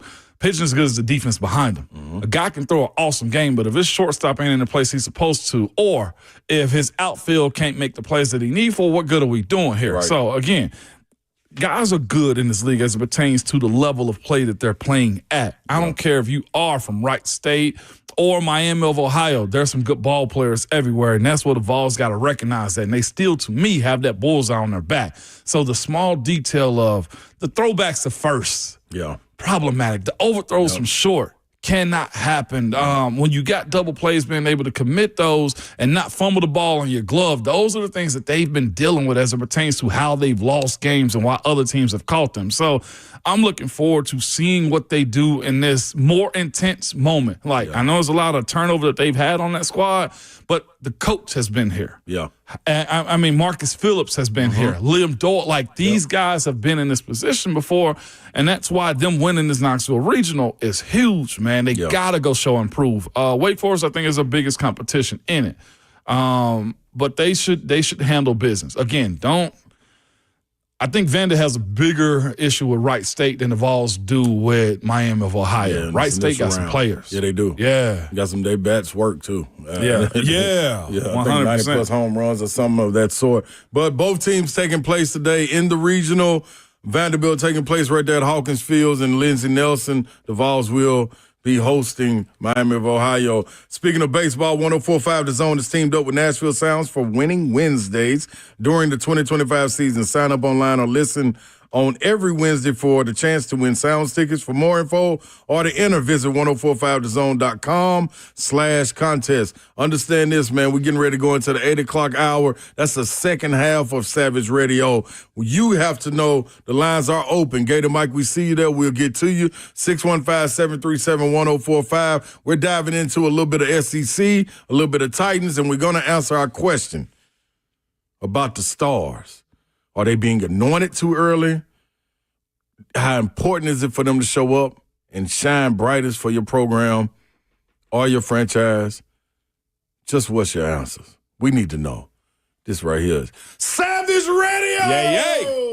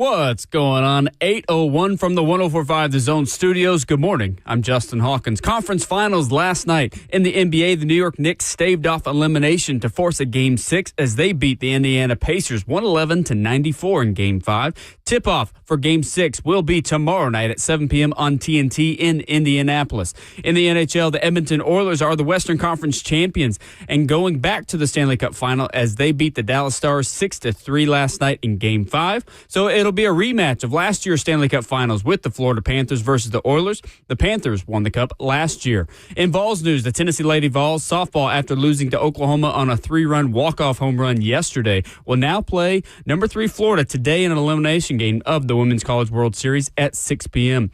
Tennessee baseball, they start their postseason run today in the Knoxville Regional at Lindsey Nelson Stadium as they face Miami of Ohio today with the first pitch set at 5 p.m. Central Time. Vols ace Liam Doyle is expected to get the start on the mound. Number 1 seed Vandy baseball also start their postseason run today in the Nashville Regional as they host Wright State tonight at Hawkins Field at 5 p.m. For all your foundation repair and waterproofing needs, you've got to go to USSTN.com. Breaking news at once on your home for the Titans and Vols. This is 104.5 The Zone.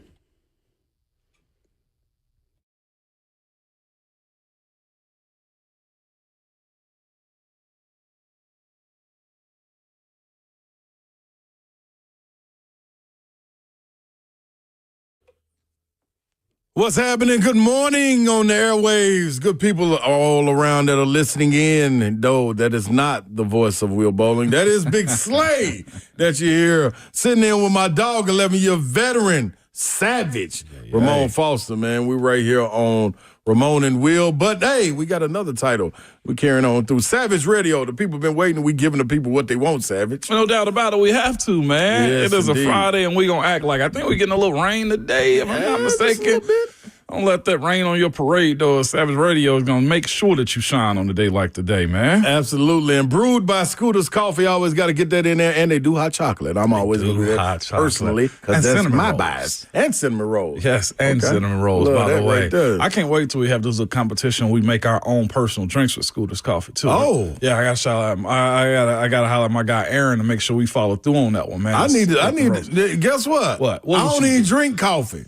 But I love to be the guy to be the one testing it. So I'll come test. I ain't never drank coffee in my life. But for that, I'll come test it out, that's Savage. nuts that you've never had coffee like that, man. I used to sneak it at my grandmama's house. No, not a part of me. I did that, what's one, the instant coffee, the Folgers? Folgers. I wonder, because the only one I have now is usually just brewed up when I'm having coffee. You know, I'm an adult now. You know, gotta have some brewed up coffee. Shout out to Scooters. But I remember sneaking into my grandmama's Folgers back in the day. Now, here's the kicker, though. I don't know if I actually like the actual taste of it or I just put so much sugar in it that I enjoyed it as a child, okay? It was good. I promise you it was good. Hey, man, Jay Hawk producing the show behind the glass. What up, Hawk? Oh, Hawk answer phone calls. Okay. Back to the shadows. Yeah, man, y'all can hit us up, 615-737-1045. You want to get involved in Savage Radio. You can also follow us on Facebook, YouTube, Twitter, and Twitch. Push, please. You know what it is. Hey, man, so let me explain this before we get into our conversation. We had a question on Twitter. Yeah, man. I've been wondering this for a while. This is from Flannel Fred. I've been wondering this for a while as I've been listening to your radio show more and more, but how did Ramon get his nickname Savage? And are you two actual, like, biological brothers or just really, really good friends? That's a great question. That's a great question. Yeah, I mean, we just always assume that, you know, people understand or know because we've shared this for plenty of times, but we always get new listeners too. So he got to, I started calling Savage, because it was a mentality. Yeah. You know what I mean? It was a mentality. It was around football season and, you know what I mean? Like, we hype each other up. Like, we do. We're each other's biggest fan, you know what I mean? And always going to hold each other down. So, I forgot exactly when. I don't know when it was, but that's the thing though too. That's the other side of it. Yeah, us getting these names. Yeah. Okay, let's just start there first. Yeah. If you are around Ron saying he's close to you, he gonna find you a nickname. Yeah, okay, it's just how I call you by your government name when when I know you, I call you what I want to, and I'm Savage to him. Okay, and it's turned to savagery. Yep. Like Brent is now mayor. Yep. Or Yoro. Yes. It's been shortened all the way to Yoro now. And Babs is Don Davenport is Babs Z. Paul Mason is Paul Weezy. Yep, Paul Weezy. Boss. Yep. Did you give Jayhawk his nickname? Yeah, I gave Jayhawk that. Yeah, my Justin? first week on the job.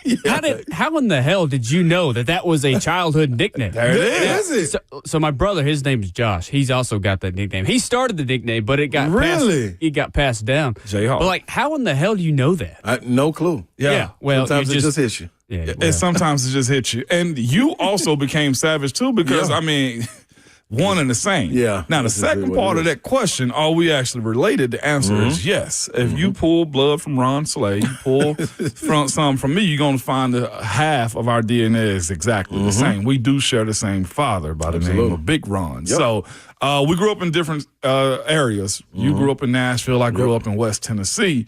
But we also have numerous brothers also. It's funny. I was filling out a questionnaire for your nephew, RJ, and they asked, do you know any former professional or current MLB players or other professional athletes? I was like, do I put uncles down? Yeah, like you got to. I put all his uncles down. So I put myself because they asked.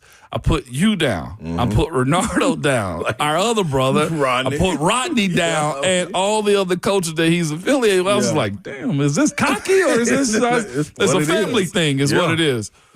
Ask Big Ron about that because he showed.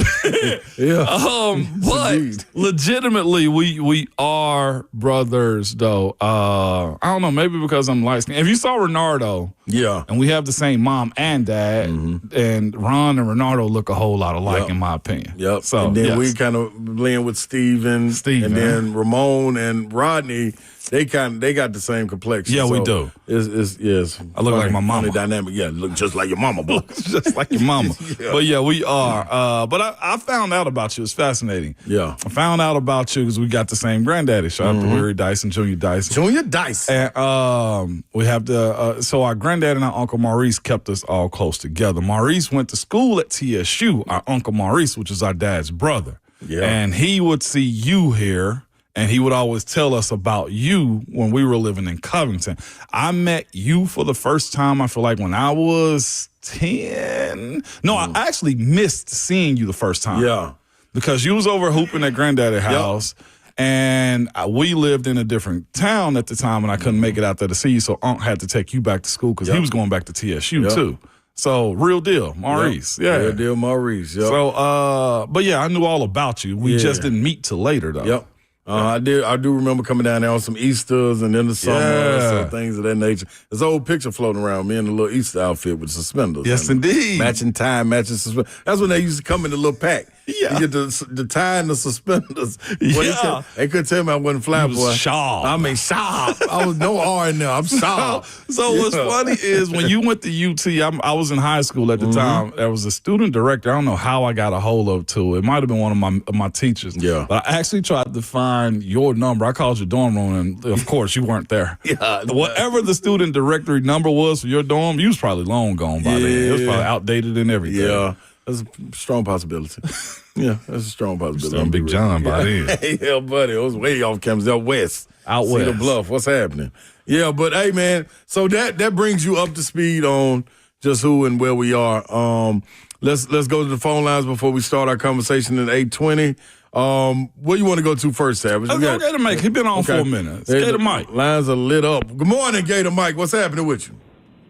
What is up, fellas? Giving the people what they want this morning. Happy Friday. Happy Friday. Yes, by the way, sir. happy return to your basketball team. Jeez. Oh, I was going to say, and Ron and I always talk about it, but Ramon, I'm glad you're a basketball guy. But, man, getting Boogie Flan and Xavier Lee, and then you get the whole front court coming back. And then they got a great recruiting class, too, Alex Lloyd and C.J. Ingram, Cornelius Ingram's son. He's going to be a hell of a player. So, yeah, it's big hoop times in Gainesville. So, definitely we'll have the target on our back this year. But glad to see everybody come back. That's going to definitely be exciting. But, Ramon, I got to call you out for a minute. And Ron may not be happy about this. Our good buddy Gator Justin said he ran into you at Sam's Club the day of the Vandy, Tennessee game. Like, you bailed on the game early. You didn't even watch the end of the game? Man, listen to me. It's certain things that had to be done.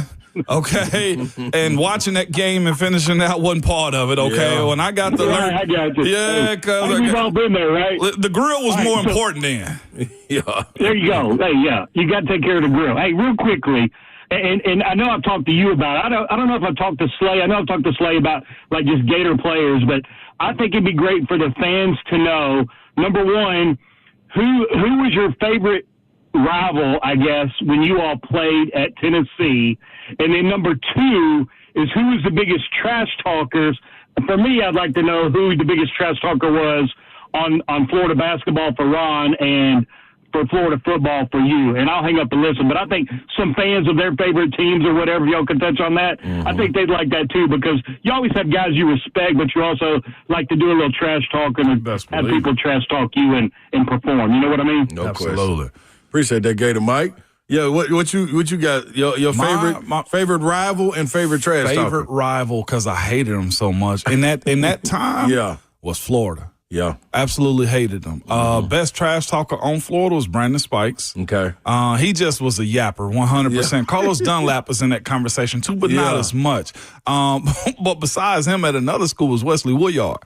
That's why we're so close now. Like, Woodyard is at Kentucky. Yeah, he was one of those two guys, like, guys didn't really talk like that. Yeah. But Spikes did because he knew they were good. Yeah. And Woodyard did because he knew he was a sledgehammer. Yeah, those are my two. My favorite rival, it was two of them, it was Kentucky and Florida. Yeah. And no ifs, ands, or buts about it. My favorite a team to play though was Vanderbilt and Georgia. Vandy? Yeah, man. Because it was back home? It was back home. Okay. It was anytime we got to come back to Nashville, it was always fun. But the best trash talk I played against actually went to Florida. It was Donnell Harvey. Donnell Harvey, man, he was the number one player in our class. Coming out of high school, he stayed 1 year. He was a sixth man and got drafted first round. That's how deep they were on that Florida team then, with Udonis Haslem, Mike Miller, all those guys. So that was one. My favorite coach to play against was Nolan Richardson. Man, because I loved Nolan Richardson. And dude, I would never forget, like, him being on the sideline and me guarding Joe Johnson in front of their bench. And Joe was playing with the ball, like dribbling back and forth. Yeah. And not in these words, because we got to do it safe for airwaves. Big bosses are listening. They listening. But he said, man, Joe, stop playing with it and take him. And not like that. Take that, some more words behind it. Yeah. And I'm sitting there, I looked up like, what?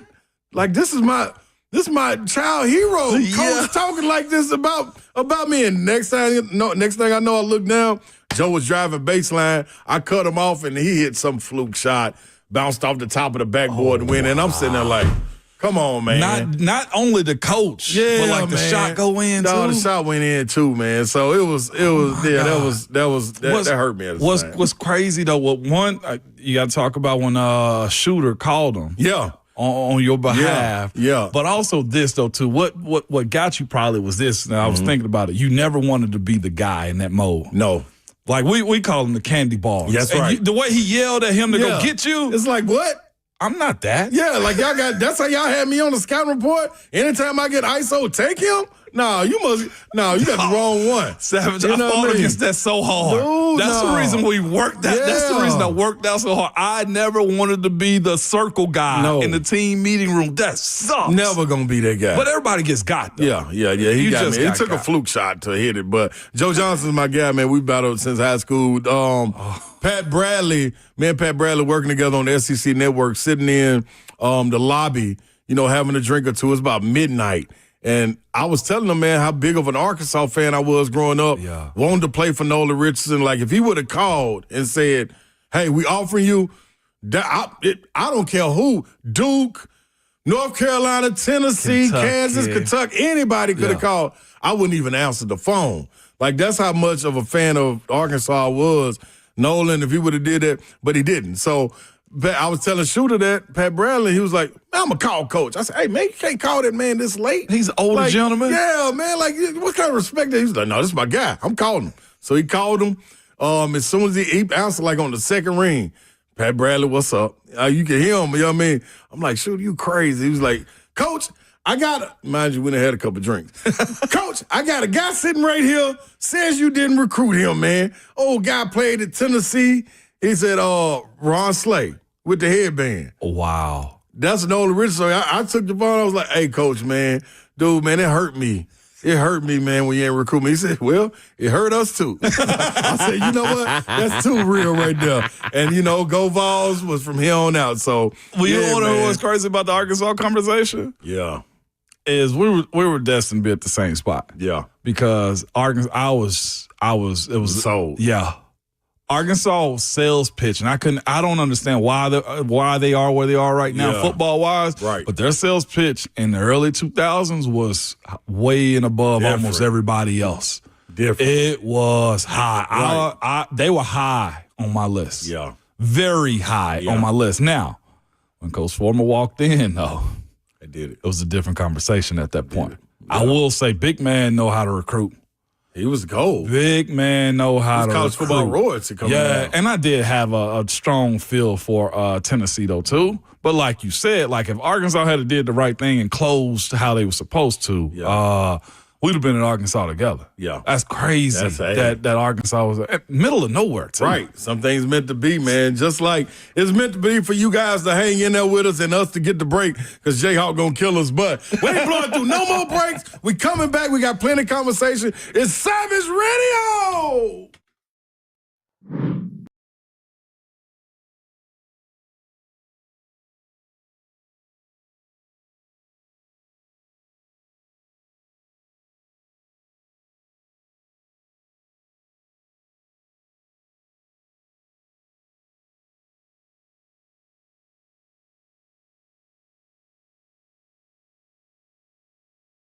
It's a great time to shop Genesis Diamonds before tariffs cause price hikes on imported diamonds and jewelry. It's Ramon Falston. Genesis is not raising prices on their pre-tariff inventory. No. So all in-stock merchandise is an incredible value right now.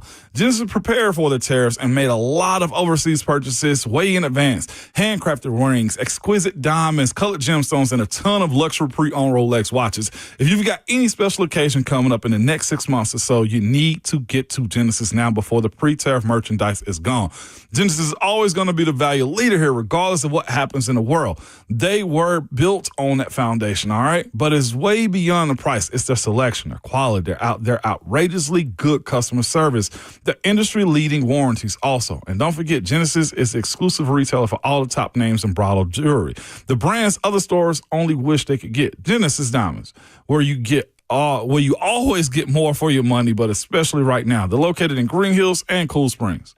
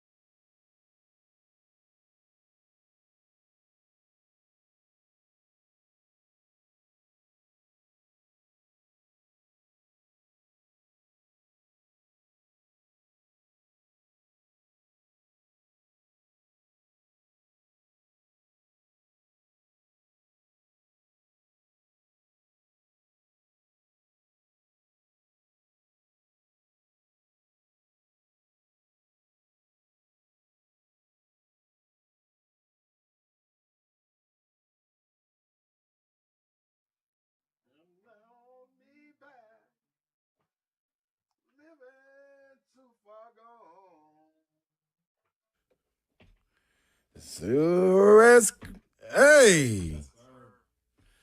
As Tennessee whiskey. Yes, sir. I know it's early in the morning, y'all, but if you ain't got work to go to, or if you can just hang around on the front porch, go on and drop some of that Chris Stapleton Tennessee whiskey off in your glass right now, man. Because guess what?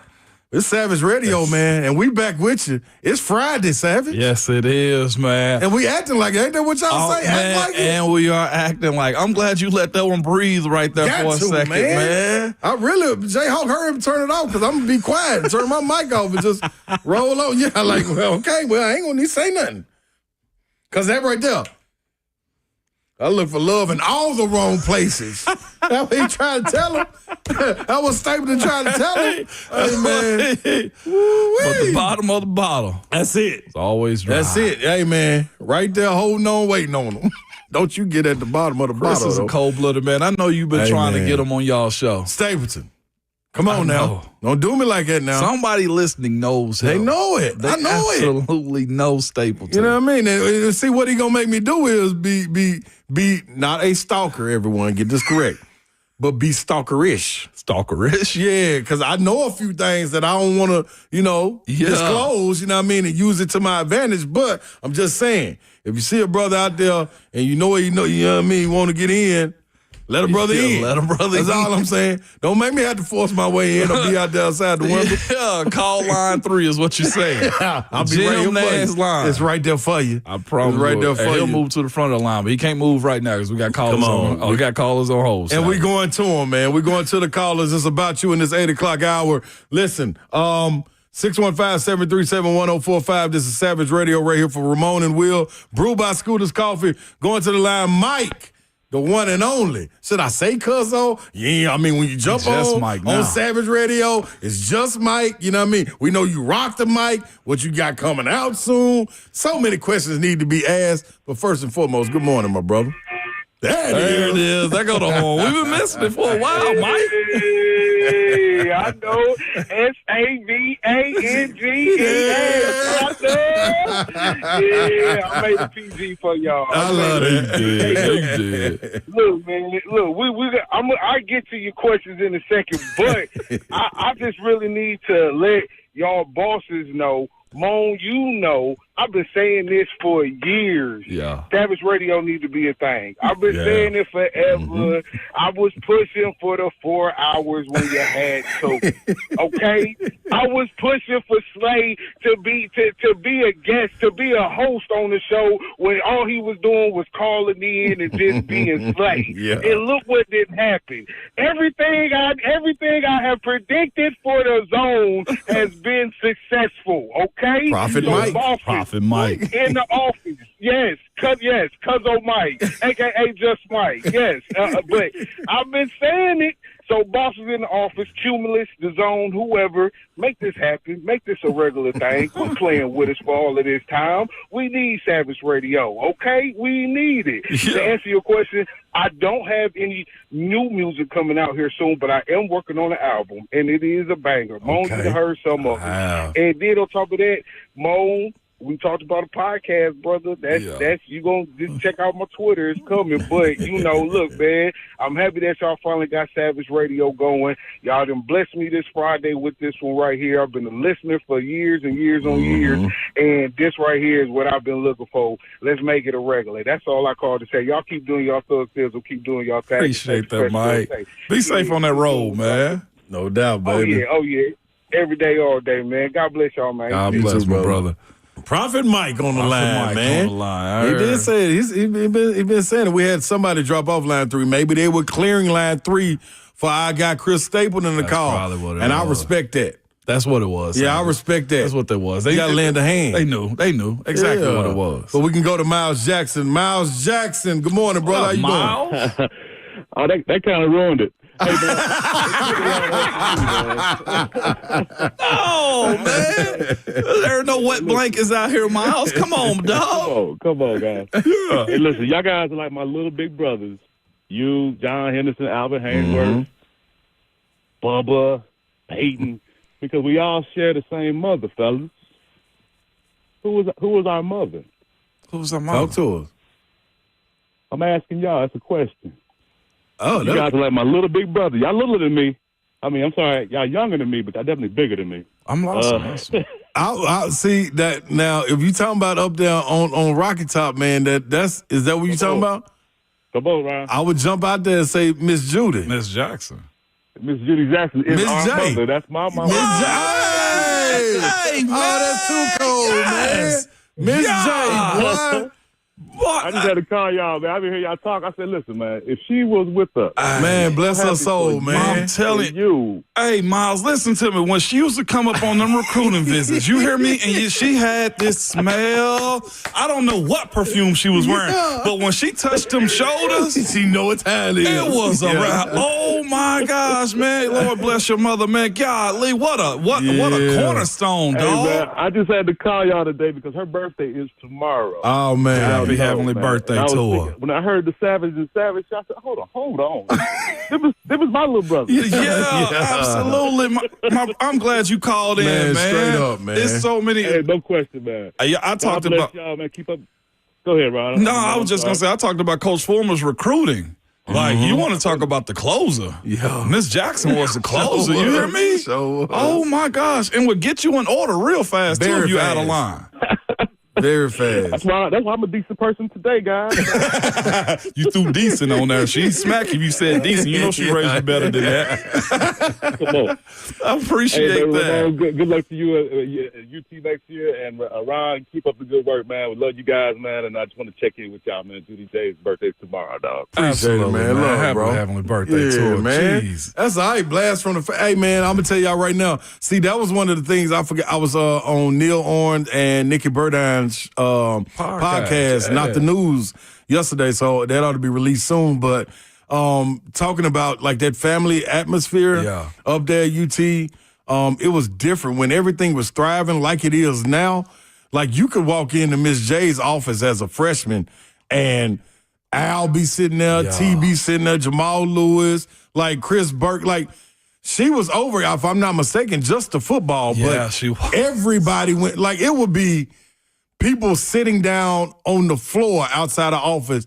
Nobody wanted nothing. But just to be around Miss J, dog. Like that was it, man. There's some cornerstones up there, man, that dog, we're not the university that we are without these people involved. And I'm sure they got them all around the country. 100%. But up there, Frazier is one. Yup, Carmen Max. Tagano is one. Miss J. Angela Schwinn is another one in recruiting. Yes. I'm on the football side too. Now basketball, Scott Altizer. Yes. Is another one of those types, Yes. man. 100%. Hey, man, Miss Janice Harper, the secretaries, Miss Janice Harper, Janet Reynolds, like all of them, man. Golly, that's Georgia Caver. Like this is, Yep. that was a good call right there, Miles. Appreciate you calling Dan in, Harrison. dog. Dan, man, dog. Oh, Dan. Wow. That's crazy, man. Wow, man, that's all right, man. That took me back right there, man. That did. Miss J, when he said mama, I'm thinking like, okay. Yeah. When he named all them players, I'm like, man, it's only one. Yeah. Like it's only one. Miss J didn't play. And then the last name didn't register real quick. It I was just like, me hold on, neither. Jackson. Like, Me hold on, either. what are we talking about here? Yeah, that was dope, man. Golly, that is cold-blooded. Boy, if you bring up her name, you instantly get a smile on the folks. Absolutely. Like, legitimately the closer when it came down to recruiting, because what she did on those universities, which is where, like, a lot of our era, speak about, like, what recruiting in college is now. You had an allegiance and you had a trust in, like, the people that brought you on campus. And when they told you, like, they were gonna treat you like you were their son. Yes. And they were going to be responsible for you. They lived that. Really right? meant something. And Ms. Jackson was crucial to that. And to be quite honest with you, moms and dads left the campus knowing that, my baby's in good hands. Great hands. Yeah. Great hands. And they knew also they were able That's to. what I do miss with what NIL has done. You was able to get in touch with them as well. Like, it was one of them like, hey, man, don't go around there right now. You like Miss J over there. I'm telling you, you ain't been in class. Do not go over there right now. Because that's one of them people. As soon as you hit the corner, boy, I'm about to call your mama. Yep. I'm about to call your mama. That. And meant that. Like, and she gonna get free reign to do whatever. So, dude, that is one of the things, Savage, the loyalty that comes with the university. And it was more than just being about the coach you're committing to or the university you're committing to. The people and the places that were there, man, that's what made it different. That's what made it special. because you always had someone, if it wasn't going right in football or whatever your sport was, you could go there for 30 minutes in that office, and before walking in there, you're transferring. Yeah. But when you walk in there, man, you come out with a whole new fresh start, and they done been your psychiatrist, your mama, your auntie, cry on their shoulder. They can be your minister. It's whatever it is that was needed to be, they were that. So, man, shout out to that, man, right there. I do hope they don't lose that. Like, that's something I've heard that, and this isn't just a UT thing, I hope it's happening at every university. Yes. Is you got to recruit more than just the dollars. Dollars do matter a ton in this era. Yep. There was a conversation that Kirby Smart had this week where they are paying kids $20,000 a month to maintain a commitment.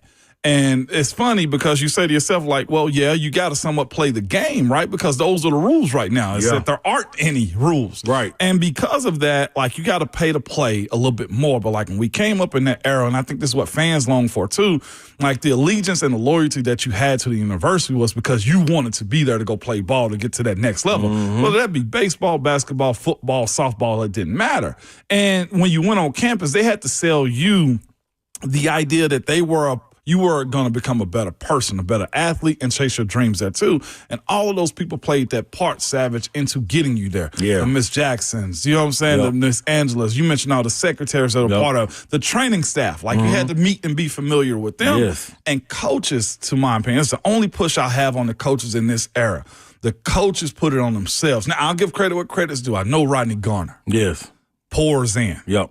He pours in the hard way. Yeah. No question. He preaches the Bible, but you're going to hear him be unsanctified, okay, from time to time. But the idea that he wants you to be a better man, like, a lot of coaches need to get to that point, because when your NIL collective is tapped out, and it's a matter of keeping a kid that's making, let's go, $20,000, let's throw that number out there, versus a team that's willing to pay him $25. Yeah. What have you done in your recruiting to keep him on campus for you?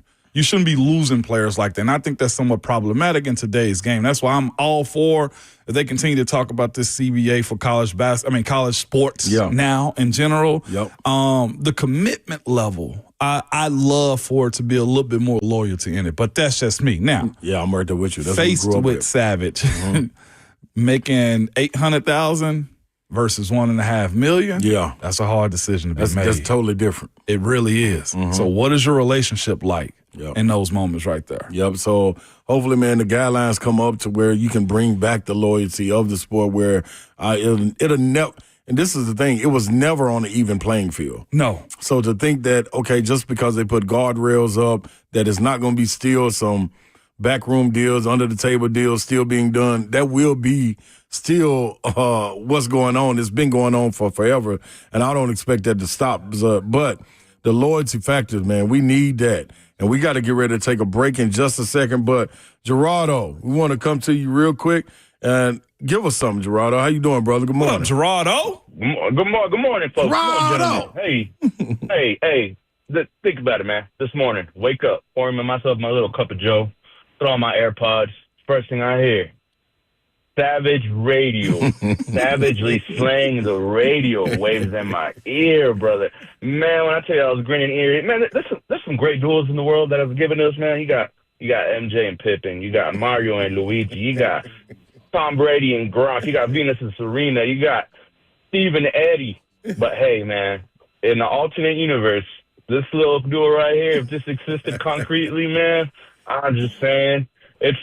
I love it, bro. There's a reason the lights are flickering in that dang building. You guys are overflowing with positive energy. Building can't even handle it. Building ain't got no roof. Yes, sir. Let's believe it. I'm just saying, God willing, my family and I'll be down there in October for a game, and I'll get you shake y'all's hands finally, man. So no I'm doubt. just sending some love hearing y'all this morning, man. I appreciate y'all and tighten up, baby. No doubt, man. Appreciate it, Gerardo. Stay blessed, bro. I wanted to play something real quick y'all had on 3HL. Give it to us. Corbin came on. I asked Jayhawk to find it. It was the point we're talking about in recruiting and the type of guy that Coach Corbin at Vanderbilt. Now, this isn't an anti-Tennessee or pro-Vandy. Right. This is just what you want in a program, because we mentioned like Miss Jackson. You know what I'm saying? Miss J. And Corbin had a great answer for that, too. I look for someone with a high care level in everything they do, and I mean that. Care level for their social life, academics, competition, baseball, gratitude. Someone who's grateful, someone who treats people well, treats their parents well because that's their life team. Made decisions on kids where I saw the other side of that, and at that point right there, you got to have the right fibers in order to play here. So a lot of it is humanistic in terms of, you have to be a skilled player, but I like great human traits too. I like guys who want to grow as men. That's important. And I've always looked at these kids like, okay, if they were going to marry Hannah and Molly, how could you help them so you could equip them for a better marriage and a better relationship? And I've always looked at these guys that way. I'm a step parent in life, and I feel like I'm a step parent in my professional life too. It's like you're learning to love other people's children when you get them for 2 and 3 and 4 years. And I take great pride in that. And I like the fact that I feel like I can teach a whole lot more than just baseball. And that's a huge part of what we do. I thought that was huge because that's recruiting to me. Not in the sense, I'm sure other coaches have that conversation also. But when you speak about like how you continue to build a program, like I almost heard on y'all conversation, Corbin sound like he got ticked off with the idea that, look, baseball is passing him by. But it was funny hearing that be said in an era where NIL dominates, the transfer portal dominates. I don't want to say you're not loyal because you're loyal to who pays you and who pays attention to you also. But that's a unique world that we're in, and I'm glad Miss J. Son Miles called up to put her on our temple and to honestly open that conversation up. That's dope. Yeah, I want to touch on that more when we come back after this break. We'll be right there with you, man. This is right here, Savage Radio!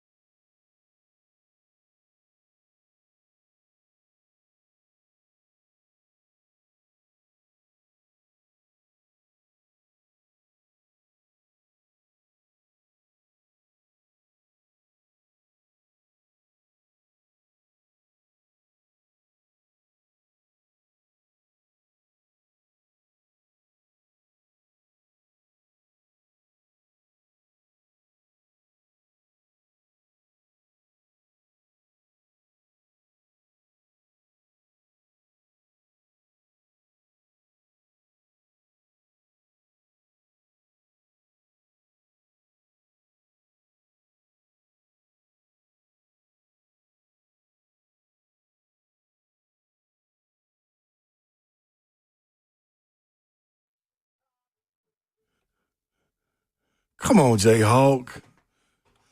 Welcome back into Savage Radio, man. Keep on bringing us back with Stapleton, man. Good gosh, man. Ramon Foster, man. Big Slay sitting there, Jayhawk behind the glass. I say that because, man, like, these are my jams that I'm listening to on the porch with my bourbon. Yeah. Like, that's what I'm going to be doing tonight. Guaranteed. There ain't no ifs, ands, buts with my stick.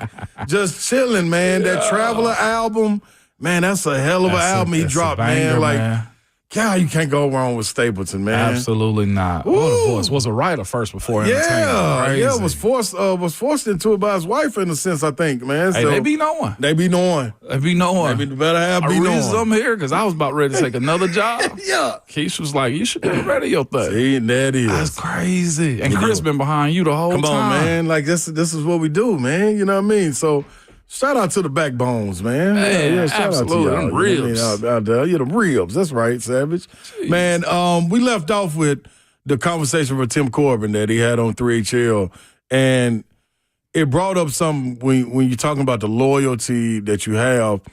Everybody's situation is different. I had mine through high school. Yeah. I had an opportunity to be coached by guys that were father-like figures, in Big Terry Reynolds, Coach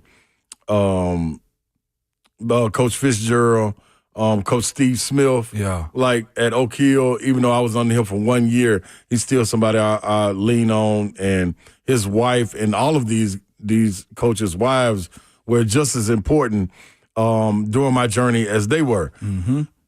We were talking about college and you having a guy like Coach Former being able to come back to a beacon of sort. You know what I mean? After you leave Tennessee, the doors are open, it's welcome, he's able to pass the torch. Called me 2 weeks ago. Yeah, see what I'm saying? Yeah. I didn't have that. So that was one of the things. Because you said it, I'm like, no, you are Tennessee. Right. What are you talking about? When you start talking about the loyalty, a lot of times when the coaches recruit you, you're loyal to that coach and then the university. Yeah. Mine was opposite. I was loyal to the University of Tennessee and my teammates more so than the coaches at that time because it was a revolving door. Kevin O'Neal started the recruitment. Yeah. Jerry Green picked it up. He got fired. Then Buzz Peterson came in. Now, I have relationships with these coaches, but the relationship like what you have or the way I was upset that Nolan Richardson never made that call, that's what I saw.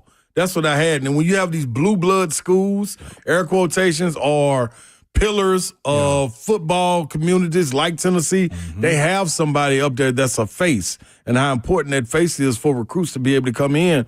So if the transfer portal was open when I was playing and our coaches, Coach Green got fired like he did, he's probably gone. I definitely would entertain it. Yeah. The thing that would have brought me back was my teammates and the university in itself because I'm loyal to that. But man, it's so important, like what Corbin was talking about.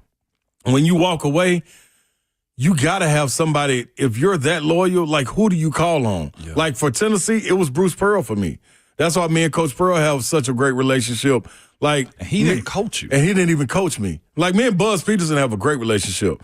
Me and Jerry Green. But Bruce was one of the only ones that answered the phone for me when I was retiring to try and get a job. Wow. Like was the only one before I got put on here.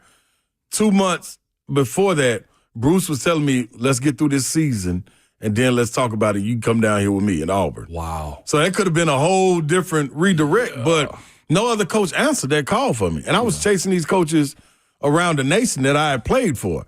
You know what I'm saying? So you speak on what it was like to have a guy like a Corbin who's a beacon for Vanderbilt baseball, like we talking about what Miss J was for Tennessee, what Philip Former was for you. It goes a long way, man, because, again, they met me at 17. You know what I'm saying? 16, 17, and saw me all the way through to like 22 years old. So that's that's the biggest growth I feel like for young males going to college. Anybody going to college, like you watch you grow up. Heck, I had a kid under his watch and having to deal with that and be responsible and all of that. But it does matter. Like I'll never forget, like when Coach Foreman got let go at UT, it feels like a foreign land whenever you go back to the school. And it took me a while to go back to UT because it was just like, well, who do I know? Right. What's my attachment? Right. Like, to your point, my attachment was to the coach. My understanding was everything that you said you were doing, he did it. Yeah. So my ability to be engulfed in the University of Tennessee was somewhat fractured after he was fired. Right. Essentially.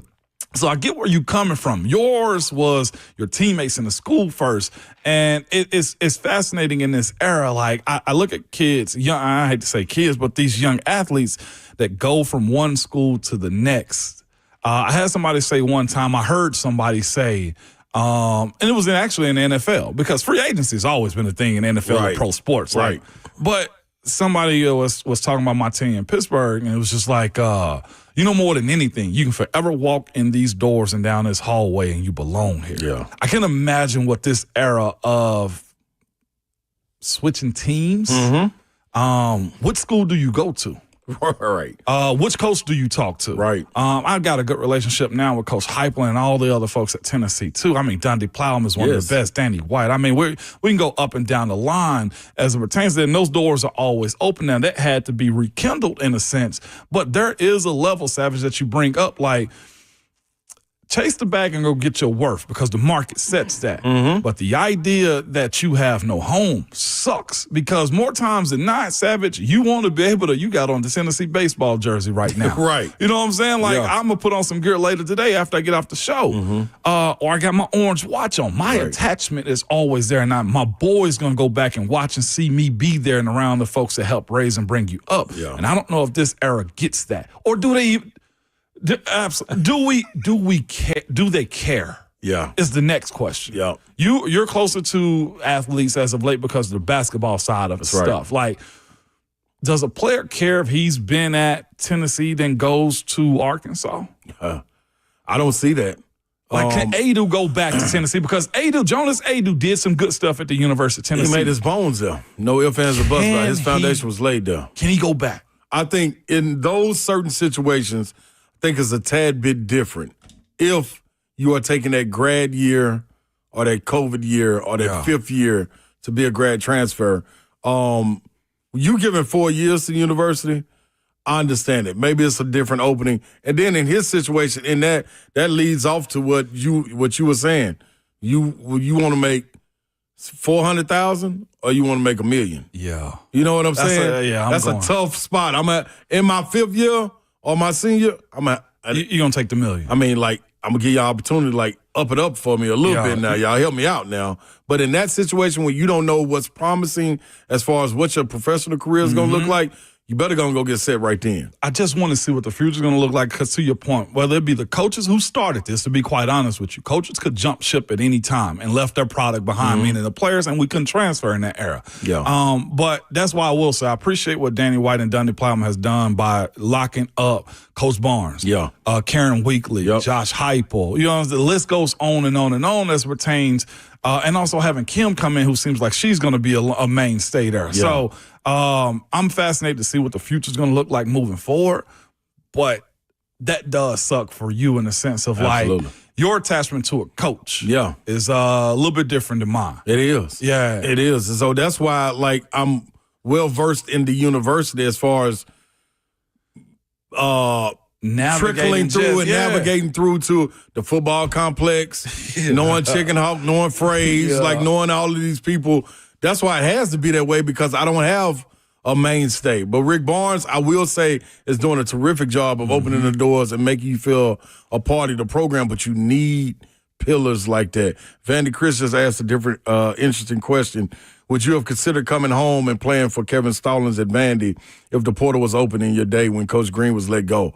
That would have been tough, because VBK and Eddie Fogler is who was recruiting me at Vanderbilt. I loved Eddie Fogler. Really? Loved Eddie Fogler. No if I loved VBK, Coach Van Bredikoff. He was an excellent coach to me. And when Kevin Stallings came in, I'm not sure. Yeah. I'm not sure, man. I can't say that, but man, I was there. Like them felt like brothers. Atiba Prather, Sam Howard was there. AAU friend of mine, James Strong, Ronnie McMahon, Dan Lange. The list goes on and on. Me and Atiba used to kick it all the time. After playing pickup, like, we would go grab a plate from Cal's, go back to my house, sit and eat. Like, you know what I mean? That wasn't – so you can't manufacture any chemistry between guys. It kind of got to be organic. Just like this break got to be organic that we just done rolled through. So Jayhawk, we gonna get on out of here, and we'll be right back, man. Y'all stay Fourth tuned, quarter, man. baby. Fourth quarter, Savage Radio.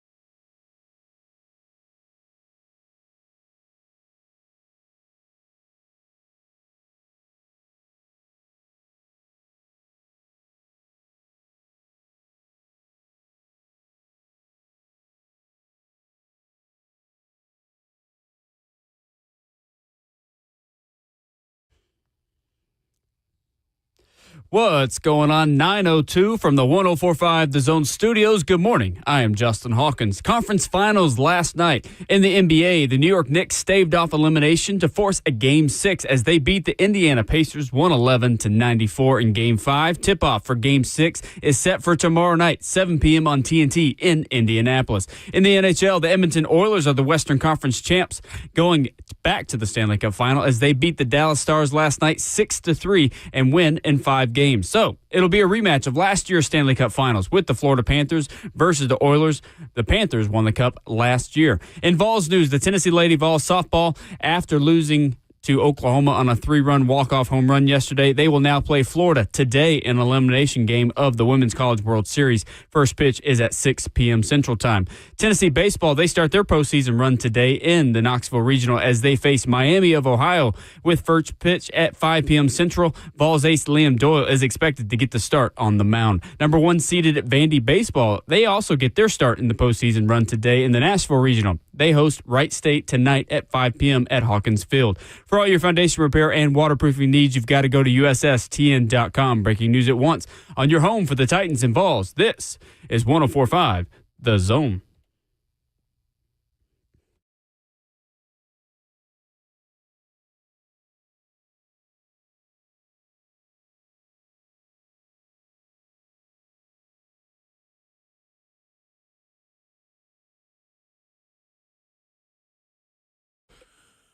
Welcome back into Ramon and Will right here on 104.5 The Zone. This is Savage Radio. Anytime you get me and Big Savage, Ramon Foster, 11-year NFL vet, right here on the same airwaves at the same exact time, that's automatically Savage Radio, people. So get used to it. It is what it is. I'm filling in for Will Bowling. It's been substitutes all through this week. Started out with Buck Rising on Tuesday, then followed by Mayor on Wednesday. Thursday was Babsy holding it down. And bringing up the caboose is Big Slay, man. I'm in this thing, man, holding it down. Best for last. Best for last, Jayhawk, man. Jayhawk behind the glass, been rocking the tunes all day. We've been on a country kick, man. We have. And it's been getting down. It's really throwing me for a loop because I just knew. Well, I guess the intros look Kendrick, and they always say it's not enough. So for the folks that want the Savage Radio, we are here for it, man. Yeah, we're giving it to you, man. We had people call in. My mom just wrote me, said she had to pull over on the side of the road because she know how happy your mom is, smiling down on us, and how happy she is right now. So that's pretty cool, right there. That is pretty cool, Miss Lady. That makes me smile right there. Listening, yeah. So you never know who listening. Never know. You just never know. Never know, do you, man? No, man. That last conversation we had though too was super unique because we mentioned Miss Jackson earlier as far as how you recruit and stuff, and I'm sure your mama had to lean in and lean on some folks too as it pertains to you. So it's kind of cool, man. It's full circle moments. No doubt about it, man. Facebook, YouTube, Twitter, and Twitch is how you can get in with us. We see you on the stream. Appreciate all the love. Been sending on social media, outpouring too. Showing some love for the Savage Radio folks. 615-737-1045. That's the number you can call in and intertwine your combos with ours or drop some opinions with us. We had something that took place. Chris Lowe came out and talked about exactly his feelings about what was going on with this new thing, the Hall of Fame. The Hall of Fame induction, College Football Hall of Fame induction. So it's a sticky, tricky situation, Savage. I read up on it last night, and here's what they've done. So for college football head coaches to get into the College Football Hall of Fame, you have to have a winning record above 600. Right. 600 is where it is. And I'm going to try to find the article right now, but there's a logjam of coaches who are at like 597, 595. And one of those coaches is Mike Leach. Yeah. And it's fascinating because Mike Leach is one of those guys, man, that everybody love and endure. And what he did with the air raid across college football is honestly what Coach Heupel. Yep. We have to thank Mike Leach for that. Yep. And a lot of coaches have come out and spoken on his behalf as it pertains to him getting in. So the NCAA ended up resetting. They ended up having a rule change. They moved the eligibility from a 600 winning record to a 595. Right. Now, in this 595, and it's some coaches that spoke out against it. Spoke in favor of it. And Coach Rodriguez at West Virginia is one of those guys. Yeah. And his statement on it was this, as it pertains to the why, because Chris Lowe had a different stance on it. Coach Rodriguez said this: "I believe that was done for my friend, Mike." He said, I know a lot of us older coaches now take some pride in helping change the game in some way, helping it evolve in certain aspects, and that's one reason why we push to get Mike in. Now, here's what it also does, Savage. There were complaints about this 60% is the magic number conversation. Here's what it's also done. Them dropping it down to 595 has also made it eligible for former Oklahoma State, LSU, and Kansas coach Les Miles to get in. Because if it's a 595, then Les Miles has a win percentage of a 597. Yeah. Now, it went down to a 597 because they vacated 37 wins because of his NCAA infractions at LSU. Right. Jackie Sherrill's also in that conversation, who served over 26 years as a coach at Pitt, Texas A&M, and Mississippi State. He's also at a 595 win percentage also. Now, if we're moving the bar, right, moving the goalposts and resetting the bar, there are other coaches, if we're making considerations for Savage, that need to be in this conversation. And Chris Lowe had a stance and tweet on it this past weekend, too. And it's near and dear to Tennessee and Pitt Panther fans' heart, Savage. And that's what if you got it pulled up. This is Chris Lowe responding to this. Already in as a player, Johnny Majors should also be in as a Hall of Fame coach. At 572, he's below the new 595 mark, but elevated programs from the depths at Iowa State, Pitt, and Tennessee, and won a national title at Pitt. Now, here's the kicker. His record would be 600 had he not returned to Pitt to end his career, even though bringing him a national title. So he brought Pitt a national title after resetting Tennessee and resetting Pitt, too. Yep. And that's what I guess these coaches who are advocating for Coach Leach to do is look, that's how it goes sometimes with people's careers. Yep. You have a bigger impact than what the numbers and stats will tell you. And that's what they're getting at. If I get his name wrong, my bad. But it's Coach Mike Leach's mentor, Hal Mum. He said he also created the air raid. And his stance was this. He says this. He told ESPN, it's only the same thing to do with this as far as letting Mike Leach in. He said, why is 6% the magic number? He said, I get it. Not everybody gets to coach it, and there's a point in this. He said, not everybody gets to coach at Notre Dame or Texas or something. Throw the rule out and vote people in on merit. Wow. Now, that's somewhat problematic because Hall of Fames are for what, in a sense? Just playing devil's advocate. Yeah, no, you going down the right road. Hall of Fames are for the elite of the elite. You got to back that up by stats. You got to back that up by impact. You got to back that up by your influence, too. And sometimes I get it. Just because you're around the job long enough doesn't mean that you deserve to be a gold jacket guy. I think the NFL Hall of Fame is probably one of the hardest. I think it's too hard to get into. Yeah. But the idea that there's a lot of players that had a huge impact on the game that played numerous years that should be in the Hall of Fame aren't because they kept it there. If you don't move that bar, Savage, this is a problem for me. And this is where I felt you were going with it. Yeah, let me know where you're going. It becomes a personal, people opinion-based election, if you will. You know what I'm saying? Yeah. Now it's all about the way you made me feel or my university feel is the reason I'm voting you to get you in on that merit alone. And, hey, with what Chris Lowe just said, I think that's saying a lot. Yeah. Because the foundations that are built, like your name rings bells through that. So I could have placed you anywhere and you would have got the same result as for that. Somebody else. You know what I'm saying? Like a Bear Bryant. Right, exactly. Or Philip Fulmer. Exactly. If you had been at those places, but because Coach Leach was at Mississippi State, Washington State, Texas Tech, the recruiting bed is a little bit different. It's different. So you always start to get in, and anytime you put opinions into anything, that when you're grading on where the elite is supposed to go and you got to back that up with facts, that's where it gets sticky. That's where it gets sticky to me. And so your situation is maybe not based off of his record as far as Mike Leach goes, right? Since they're lowering the bar. Yep. But it should be like, you get an honorary degree. Mm-hmm.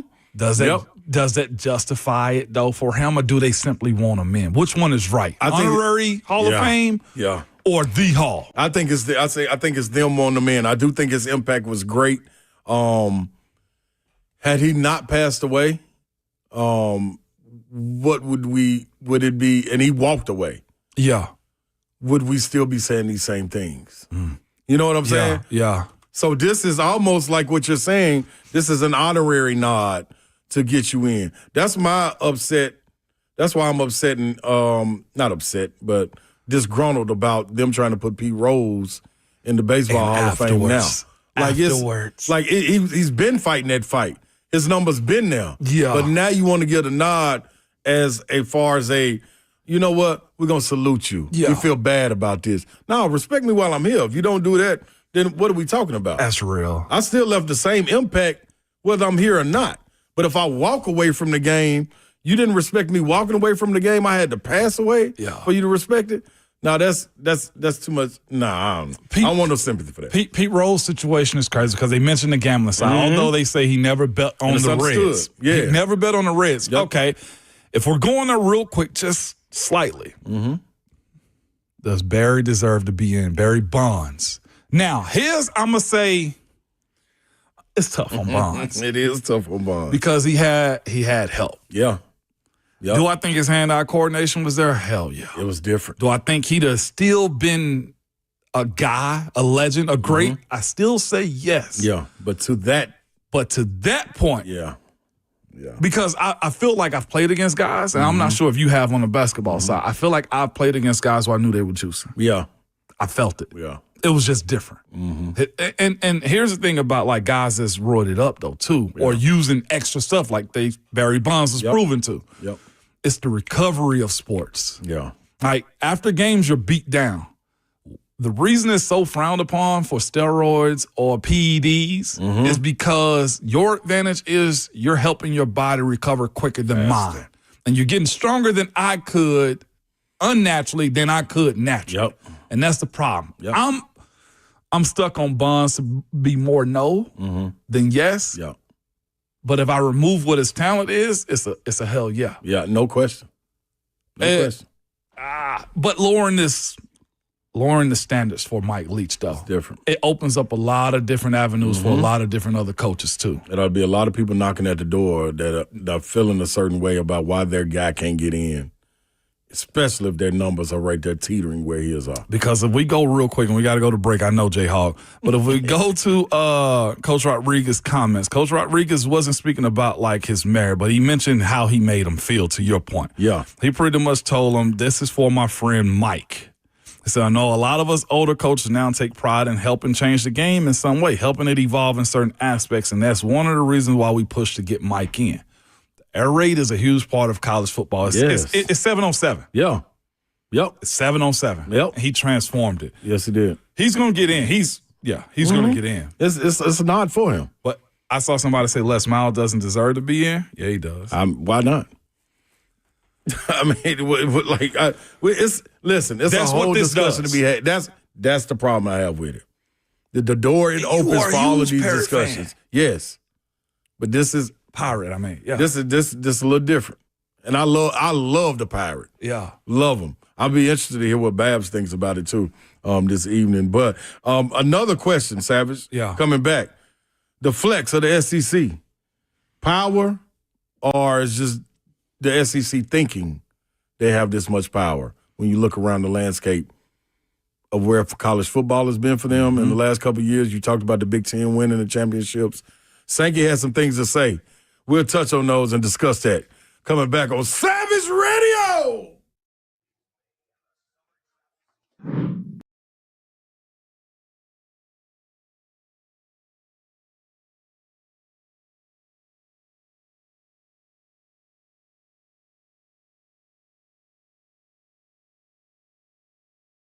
It's Ramon Foster for Secure Lawn. Good people, you know who you are, man. It's a lot of y'all just like me, man. You walk around your sidewalk, around your yard, and you obsessively care about your grass. You don't want to see a weed. You don't want to see anything. And your spouse and your friends tell you talk about your grass more than you talk about anything. I'll be quite honest with y'all. Before I left and got in my vehicle this morning, because it's light outside, I turned around and looked at my grass.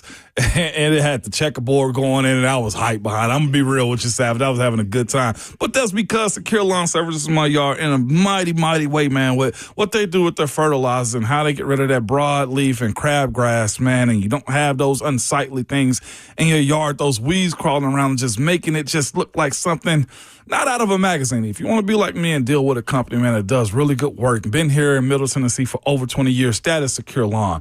If you need your trees trimmed, the shrubs planted and stuff like that, that's not what they do. That's why I got my guy John for, okay? But if you need lawn fertilizer, weed control, you need to call Secure Lawn. All they want to do is provide you a prime service, and it's making sure that you have the best yard in the neighborhood and make you a lifelong customer. They're punctual, quick response time, and they're family owned and operated. One of the best around doing it, man. If you want to be like me and deal with a company that I trust, man, simply go, you can call them at 615-893-8455 or go to securelawn.com.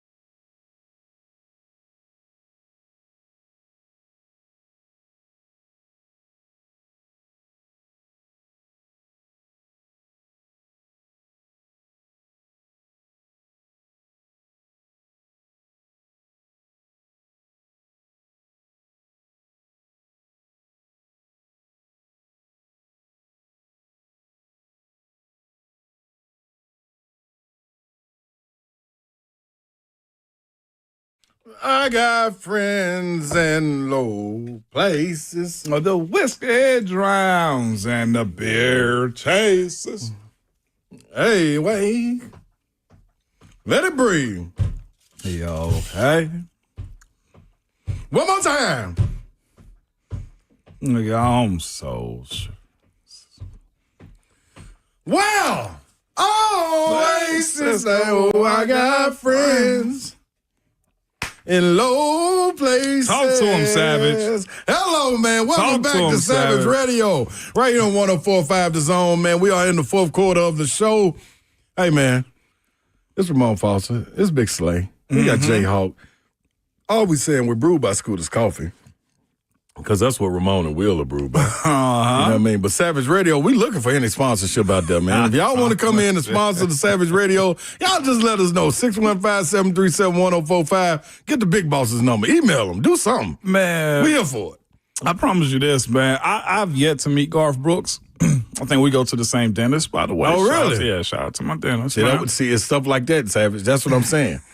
That's what I'm saying. You ain't no stalker, but you got stalkers. You know. That's all I'm You know where the footprints go. If you want it to be, you could. That's all I'm saying. You know where the footprints are, man. But I found that, man. But I've always heard, like, Garth Brooks does a great charity. He does really cool stuff. He's one of the best humans you've ever met, is what I've heard. But this Friends in Low Places song is ratchet. And I'm going to call it that. You hear me? I had to pull up the lyrics just to make sure that I was right on what I was going to do, okay? Talk to me. Here's what he said, man. And just lets me know either Garth, you, or the people that help you write this song are some savages. You hear me? The day I meet you, I might call it Savage. Is it okay to anoint him Savage too? Absolutely. Because when I read ratchet this, and sophisticated. When I read this part of this song, like they talk about rap and hip hop. Okay. Garth, you was a dog. Do you hear me? Said he walked into a place he wasn't supposed to be at. And he said, and I saw the surprise and the fear in his eyes. So I'm guessing this is a wedding. This is, have we broken this down ever before? No, we haven't, Savage. This is like Hootie Hoo, Master P era, okay, is what he was on. You was on demon time, Garth, okay? What you doing he now? said, and when I took his glass of champagne, you walked up to that man and snatched the glass out of his hand. That's cold. No, that's next level. You ain't ever just thought about this, that's have next you? level. No, I haven't. Let's go a little bit further. Okay, talk to him, Savage. He said, and I toasted you. And I'm guessing the female that he left behind, she left him or whatever it was. And said, honey, you may be through, but you'll never hear me complain. Garth, you cold. You cold. No, you next level. You next level Savage. Do you hear me? We need to start looking and listening to words We do, and lyrics. Savage. And then went on to say, I got friends in low places.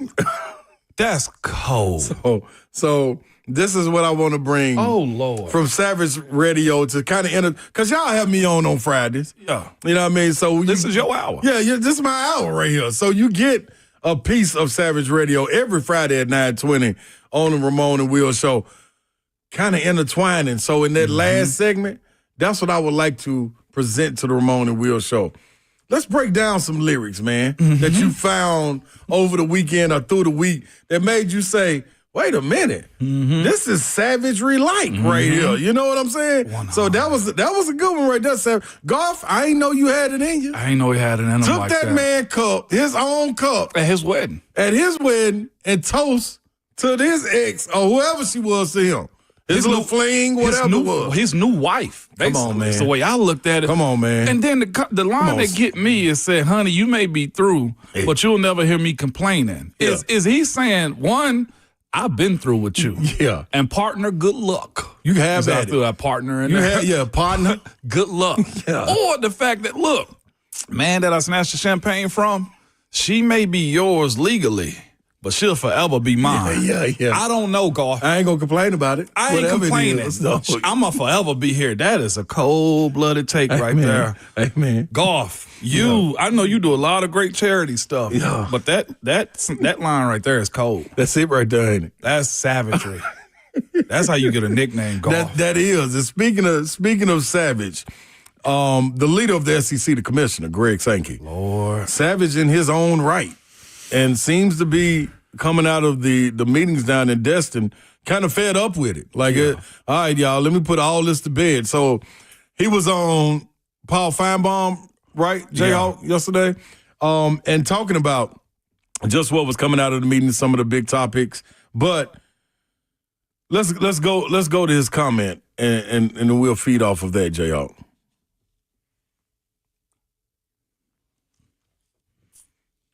So recall our past conversations. There's a segment of our membership highly focused on, if you go to 9 games, is that an asset or a liability in CFP selection? It leans more towards liability. There's a segment who says, you know what, we'll play the games, we're going to be successful, and we'll be fine. And we saw some really difficult schedules.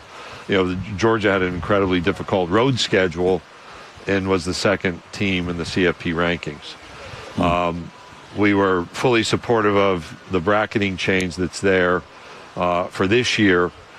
On the other hand, when you go back to others who just want to think about bowl games, the potential for another loss to get to that 6-win threshold, you really have to process through what do bowl games look like in the future, and some of the issues we've had around portal entries and attrition within a team. We talked to ESPN about what that might mean for us together collectively. So it's actually a reduction in inventory. So you're taking a week of non-conference games where there could be 16, boiling that down to 8 if you go to 9. We need some clarity around CFP direction, though. I think that becomes the most prominent issue on the list of evaluation points. So the question remains, man, where do you want to go with this 9-game schedule in the SEC playing conference opponents, knowing that you beat up? You talked about it when you guys had Peter Burns on yesterday. Yeah. How much it was of when you're playing even the bottom tier of your league, like that compared to the other conferences, is not even comparable. No, it's not comparable. And also, too, there was a lot of media types that were down at SEC Media Days, or what was this, the spring recap? Or whichever one it was. Right. Now it's the spring meetings, yeah. It was Sankey's final press conference, right, this week. And Sankey passed out a packet of analytics to illustrate what he felt and how he felt about basically not getting an automatic 4 qualifiers to it in this 5 plus 11 format that they're trying to go to. The 5 plus 11 is the 5 conference champions and 11 at-larges is pretty much what it is at that point. And other conferences are 4, and Greg Sankey's like, no, not really. If we don't get the automatic qualifiers because of who we play and who we are, then it doesn't make any sense to us. And this is what he put on, I guess, the letterhead for this packet he passed out. He said, when looking, this is from Greg Sankey, Commissioner of the SEC, when looking at the leading metrics that factor in strength of schedule, the conclusion across all of them is clear. Here's where he gets you. No other conference has a regular season as grueling as the SEC's. So the conversation as to 8 games that the SEC is playing conference versus the 9 that the Big Ten is playing is not weighed the same. Because I look at the bottom half of what the Big Ten was and say to myself, yeah, that's a non-conference game for us. Like, that's a situation where the SEC, I think, for the most part, handled those games that they had to play against them. And the idea that, let's start with Tennessee. Tennessee has Georgia, Florida, Alabama, right? Yeah. That's tougher than Northwestern Illinois. Absolutely. And whoever else, right? For that matter. Syracuse, respectfully. And that's where. What up, Bully? I mean, we got to play them soon. We got to start this hate right now, okay? Absolutely. But that is the conversation, though. Like, if you're telling me that this 9th game isn't going to hurt us when it comes down to the selection, or are you only looking at wins and losses? Because he's right. Georgia in the road schedule they have, Florida, right? In the road schedule they have. We had, at the end of last year, people making the claim or having the conversation, boy, if South Carolina gets in. Yeah. Because you knew the South Carolina losses to the teams that they lost to last year were better than some of the teams that got into the college football playoffs. That's right. Or the idea that Ole Miss belonged in that conversation because of who they lost to now. Them getting smacked up and down.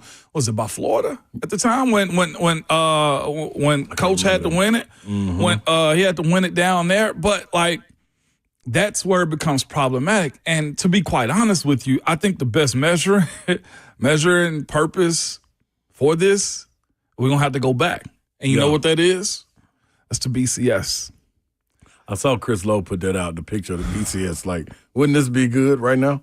That's the only place where. That's tough. Yeah. So that's the point right there. So in our YouTube chat, we have a commenter that said that the SEC is not tougher than Penn State, Ohio State, Michigan, and throw Oregon in there too. That's fair. But here's the thing. If you have a Northwestern that has the schedule that Indiana had last year, Yeah. right?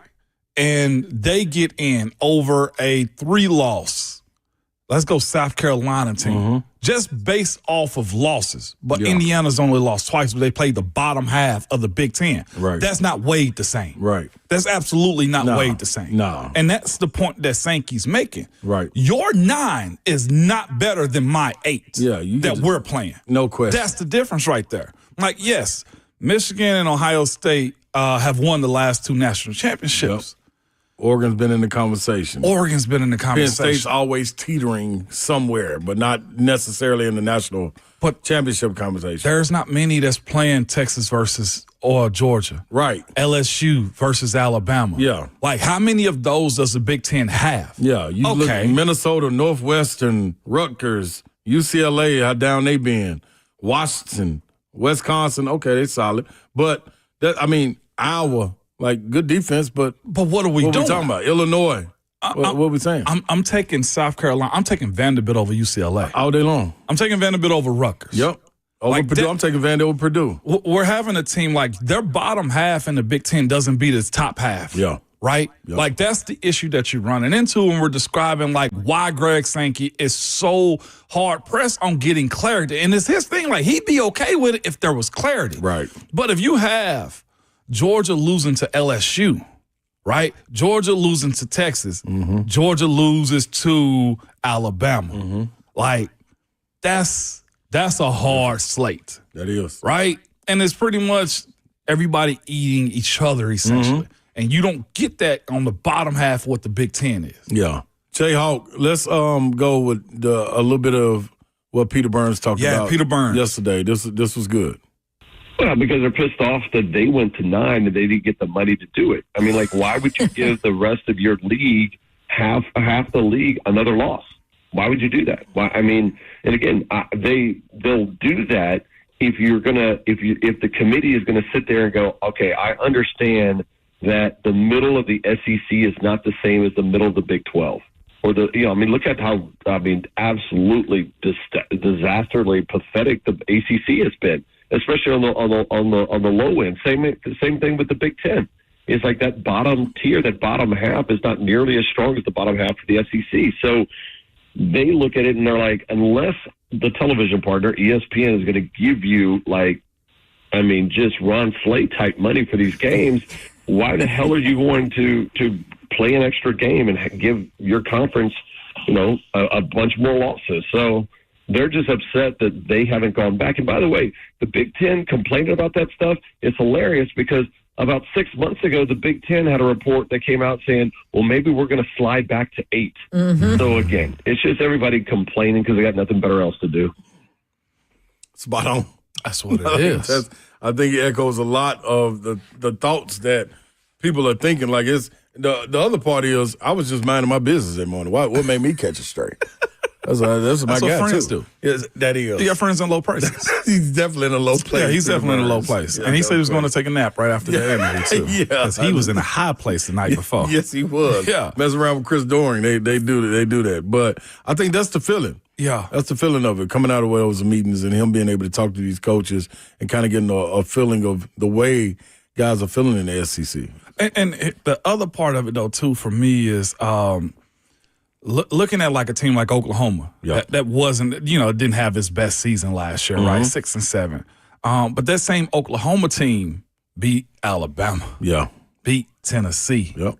You know what I'm saying? Yep. Like, even the lower ends of it, they are competing. And that's the issue that I don't think the Big Ten has anything to stand on. They can go to the 5+11 if they want to, but strength of schedule, if they go to the BCS metric, makes a whole lot more sense. It means they may be on the short end of the stick, so where if it's the 16 team is 4-4 Big Ten and SEC qualifiers, like, the issue that they're going to run into is if they go to this 5+11, let's just say the SEC's having one of them years. Yeah. And the strength of schedule matters. Quality wins do matter. What happens if the SEC gets 7? Yeah. And you only get 2 Big Ten? Yeah. Right? Like, the checks matter because you get paid for those for those bowl games. Yep. That means less money for your conference. That's right. So it's going to be fascinating. I think Sankey has a great approach to it. Like, he ain't saying he's against it, but y'all going to have to give us clarity if you're asking us to beat each other up for one more game. Y'all better get to it. Yeah, Peter Burns also had a great point, though, too, and I get it, why the Big Ten feels this way. The last 2 national championships, does football, well, yes, it carries more weight. So Absolutely. right now with what they're doing in the Big Ten, the last 2 national champions, they feel as if they have a bigger voice. Yeah. Not realizing, like, that pendulum can swing. I know Urban Meyer came out, I think, a couple weeks ago. The Big Ten has clipped the SEC. Stop, Urban. Yeah. We know you're on Big Noon Sound and everything. good. Yeah, like, stop. good. Be cool. I know Jacksonville kicked you up out of there. Yeah. That's cool and cute. But be quite honest with you. What we expect LSU to do this year, Texas, Georgia, Florida, South Carolina. That's 5. That's better than your Big 4. Yeah. On top of having the other teams that will compete. I ain't even mentioned Lane. Ole Miss. Yeah, that's right. And, of course, if they say what Hugh Freeze is going to do in Auburn. Yeah, and what Texas is going to do with Auburn. Name me, what was that, 7? Yeah. Give me 7 from the Big Ten you feel that strong about. Yeah, you ain't doing nothing but preaching. I'm waiting. Yeah. Absolutely not. Indiana, respectfully, Buck, I love you. But that was cake. Yeah. Yeah, they knew it. Once it got to the meat of the schedule or playing a little higher up, it was a little different. It was a little different. Yeah. So I totally agree with you, man. Buck Rising, mentioning Buck Rising, talking about Indiana, they will be up next, the Buck Rising show with Lucas Panzica. Yeah. With Smiley behind the glass. They'll be up next, man, but we coming back to wrap up this week on Ramon and Will, ending it with Savage Radio, a little valuation, a little wise words to send you guys out of here with. It's only right to do. Let me also let you guys know, Nashville, this is more than just a match when you get the U.S. men's national team versus Switzerland. It's the countdown to history. On June 10th, the U.S. men's national team takes on Switzerland in the Coca-Cola send-off match. Their final test before the summer's premiere regional tournament kicks off just 4 days later. Tickets start at just $35. That's a great number. Get yours now at Ticketmaster or at 1045thezone.com. We'll be right back with you. 615-737-1045 if you want to weigh in what your thoughts have been on the SEC, whatever we've discussed today. How important is it for your stars to shine in the franchise program? There's plenty to talk about, and we got all lines open. This is Savage Radio.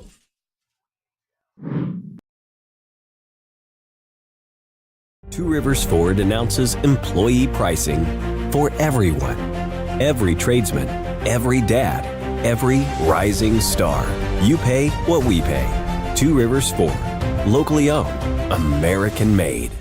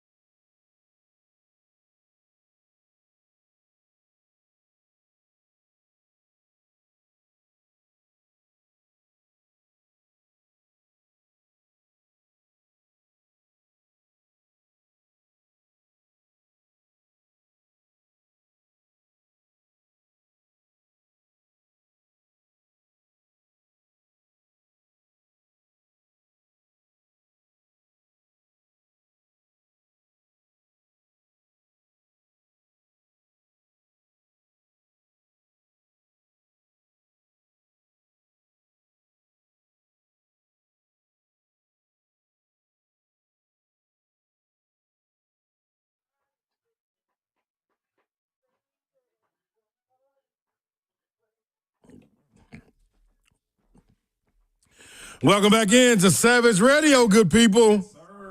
We're wrapping this bad boy on up, man. Right here on 104.5 The Zone. It was Ramon and Will. But, Savage, you done had a lot of substitutes. And I can't wait till next week when Will Bowling is back. Yeah. Y'all get Ramon and Will back going. And we get to hear the grades. That right there is going to be everything. And I also need, Savage, this is a request. Yeah. I need some crowd participation. Okay. Some listener participation in it. So when the grades are given out, Yeah. the fans and listeners can call in and help grade it on the curve. So they can sway it up a number. So if you're going out 1 out of 10, Yeah. you know what I mean? Like the listener can call in and say, you know what? I want to bump them up. Yeah. I want to bump them down. Yeah. Yeah. And they can only go up 1 point or down 1 point. So you can be able to grade on the curve, too. So a little listener participation, Jayhawk. What you think about that? We can put it to a poll as well. See? There you go. Yeah. Man behind the glass. Back up producing. Man behind the glass. Doing man. what he does. I thoroughly enjoyed it this week. This week has been cool, though. It was a nice little, I don't know if we want to call it experiment, flexibility, teamwork, cohesion. It was all of them, I guess. All those things. But I had a damn good time this week. It was cool. I did, too. Savage, this is one thing that I think, see, what people don't know, they hear about the naps and things of that nature. But what they don't understand, like, I get up every morning and listen to Savage. I don't think I've missed a morning. Yeah. If Savage is on, I'm listening. And the thing I do, though, is I have my earbud in, and about 9 o'clock, I sit the phone down. So I'm cool with, after 9, drifting on off to sleep. As you should sometimes. You know what I mean? Because I got to do a show at 3 to 6 after this. You know what I mean? With Babsy and Yoro. You know what I mean? So I put the phone down, usually take my nap, and then wait on Savage to hit me when he get off. We have our little rap. Sure do. Then I go on back down for another nap. So I'm a 2-nap taker. I heard y'all talking about naps and it being 15 to 20 minutes and stuff like that. What's your time? I'm going down. You know what I'm saying? See, that's the difference. See, people out here trying to take naps 15, 20 minutes. What I call it is, hey, man, I'm finna go down for a minute. Yeah. Like, I'm down. Ooh, down. Yeah, like, don't even bother me. The button has been turned off. Yeah, man. No, like, don't bother me before noon. Yeah. And then I got another one set for like 12:45, just in case I missed the 12 o'clock alarm. Okay. I won't miss the 12:45. Okay. So I'm cool going down an hour and a half. You a double alarm 2 hours. setter? Yeah, I gotta be. Because some odd reason I just got like this probably last year. I will hit snooze and put it back down. And when I get up, remember that I hit the snooze. Really? And the snooze never go back off. Oh my gosh, Savage. Yeah, like it's. So I had to start setting another alarm. Like this morning, I set my alarm for 4:10. Wow. See, but see, 4:10? Yeah, because I ain't getting up right away. Oh, that's my other thing. Okay. So then after 4:10, I set another one for 4:45. Okay. So that 4:45, when I hit the second time, I mean, all right now. So get why on not up. just do it for 4:45? Now, because I'm going to breeze through that one. Just like these breaks Jayhawk got. I'd be like Babsy. I'm in the left lane breezing right through them breaks here. I ain't got no time for the first one. Hey. I need 2 times. The second one is the one, all right now, let's go and get going. Yeah. The first one is the nudge. Like if you snoring, they tap your shoulder like, hey man, come on, get up. Yeah, don't do that. Yeah. You know what I mean? The second one though, like, hey man, snatch your sheets off. Okay. Put your feet on the ground. Let's go. That's when your mama call you by your whole name. There you go. Okay. You know what I mean? I'm picking up what you you're done got dressed and laid back down. You know what I mean? Let me get 5 That's more minutes. That's a cold-blooded sleep when you hop in the bed with them shoes on. They better not be on the bed, though. You ain't lying. Savage. You ain't lying. You ain't lying. Hey, man. There's been so much love poured out, man, in the chat, on the phone, in social media. Man, I've thoroughly enjoyed myself, Savage. Don't get that one in there, too, Savage. Oh, you was online, but it's right. I pushed it. I didn't put my hand in the jar. Listen, Jayhawk. I heard him. You ain't think I heard him say in the crowd? That was a brick. That was a big brick. He's the one that sit behind the players courtside and yell in their ear. He's the one. Tell that right now. I'm the wannabe hooper. You see what I'm saying? Get out here. Get out here. Ain't nothing wrong with it. Ain't nothing wrong with it, man. Savage, What you got playing this weekend, man? You got the Vols taking place today, Vandy taking place today, softball getting back busy. What you dialed in on this weekend? If you need me on the weekends, don't. This ain't the time. This ain't the time of the year for y'all to want me, okay? If you need me on the weekends, don't. For all the parents, as our little cousin Desiree say, the parents. The rents. That's right. That are like me, that are going into travel baseball season. Woo. We ain't got no time for the rest of y'all right now, okay? I know Bubba and Dixon's deep into the softball circuit, too. Yes, so it is officially travel baseball season. I'll be in the destination this weekend. Yeah. Next week, I'm taking off too, Thursday, Friday, because I got to take the kid to Florida for this MLB showcase thing. And then the week after that, we got something else. And then the week after that, we got something else. If you need me on the weekends, don't.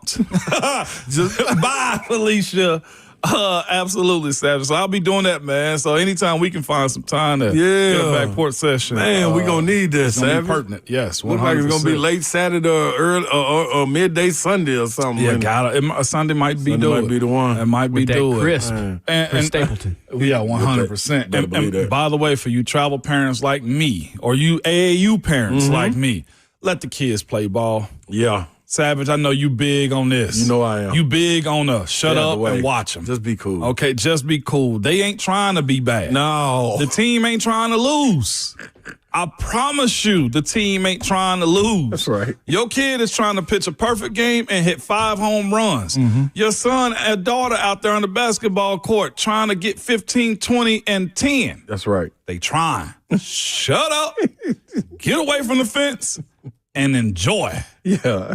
But y'all know how we do, man, on Talk to 'em, Fridays, Savage. man. Call somebody you ain't talked to in a while. Apologize to somebody. Buy somebody a random drink. Have a random conversation. Shake somebody's hand that you probably don't know because we more alike than we are not. Okay, good people. But everything is everything, man. And everybody love everybody, man. See y'all on Monday. But peace.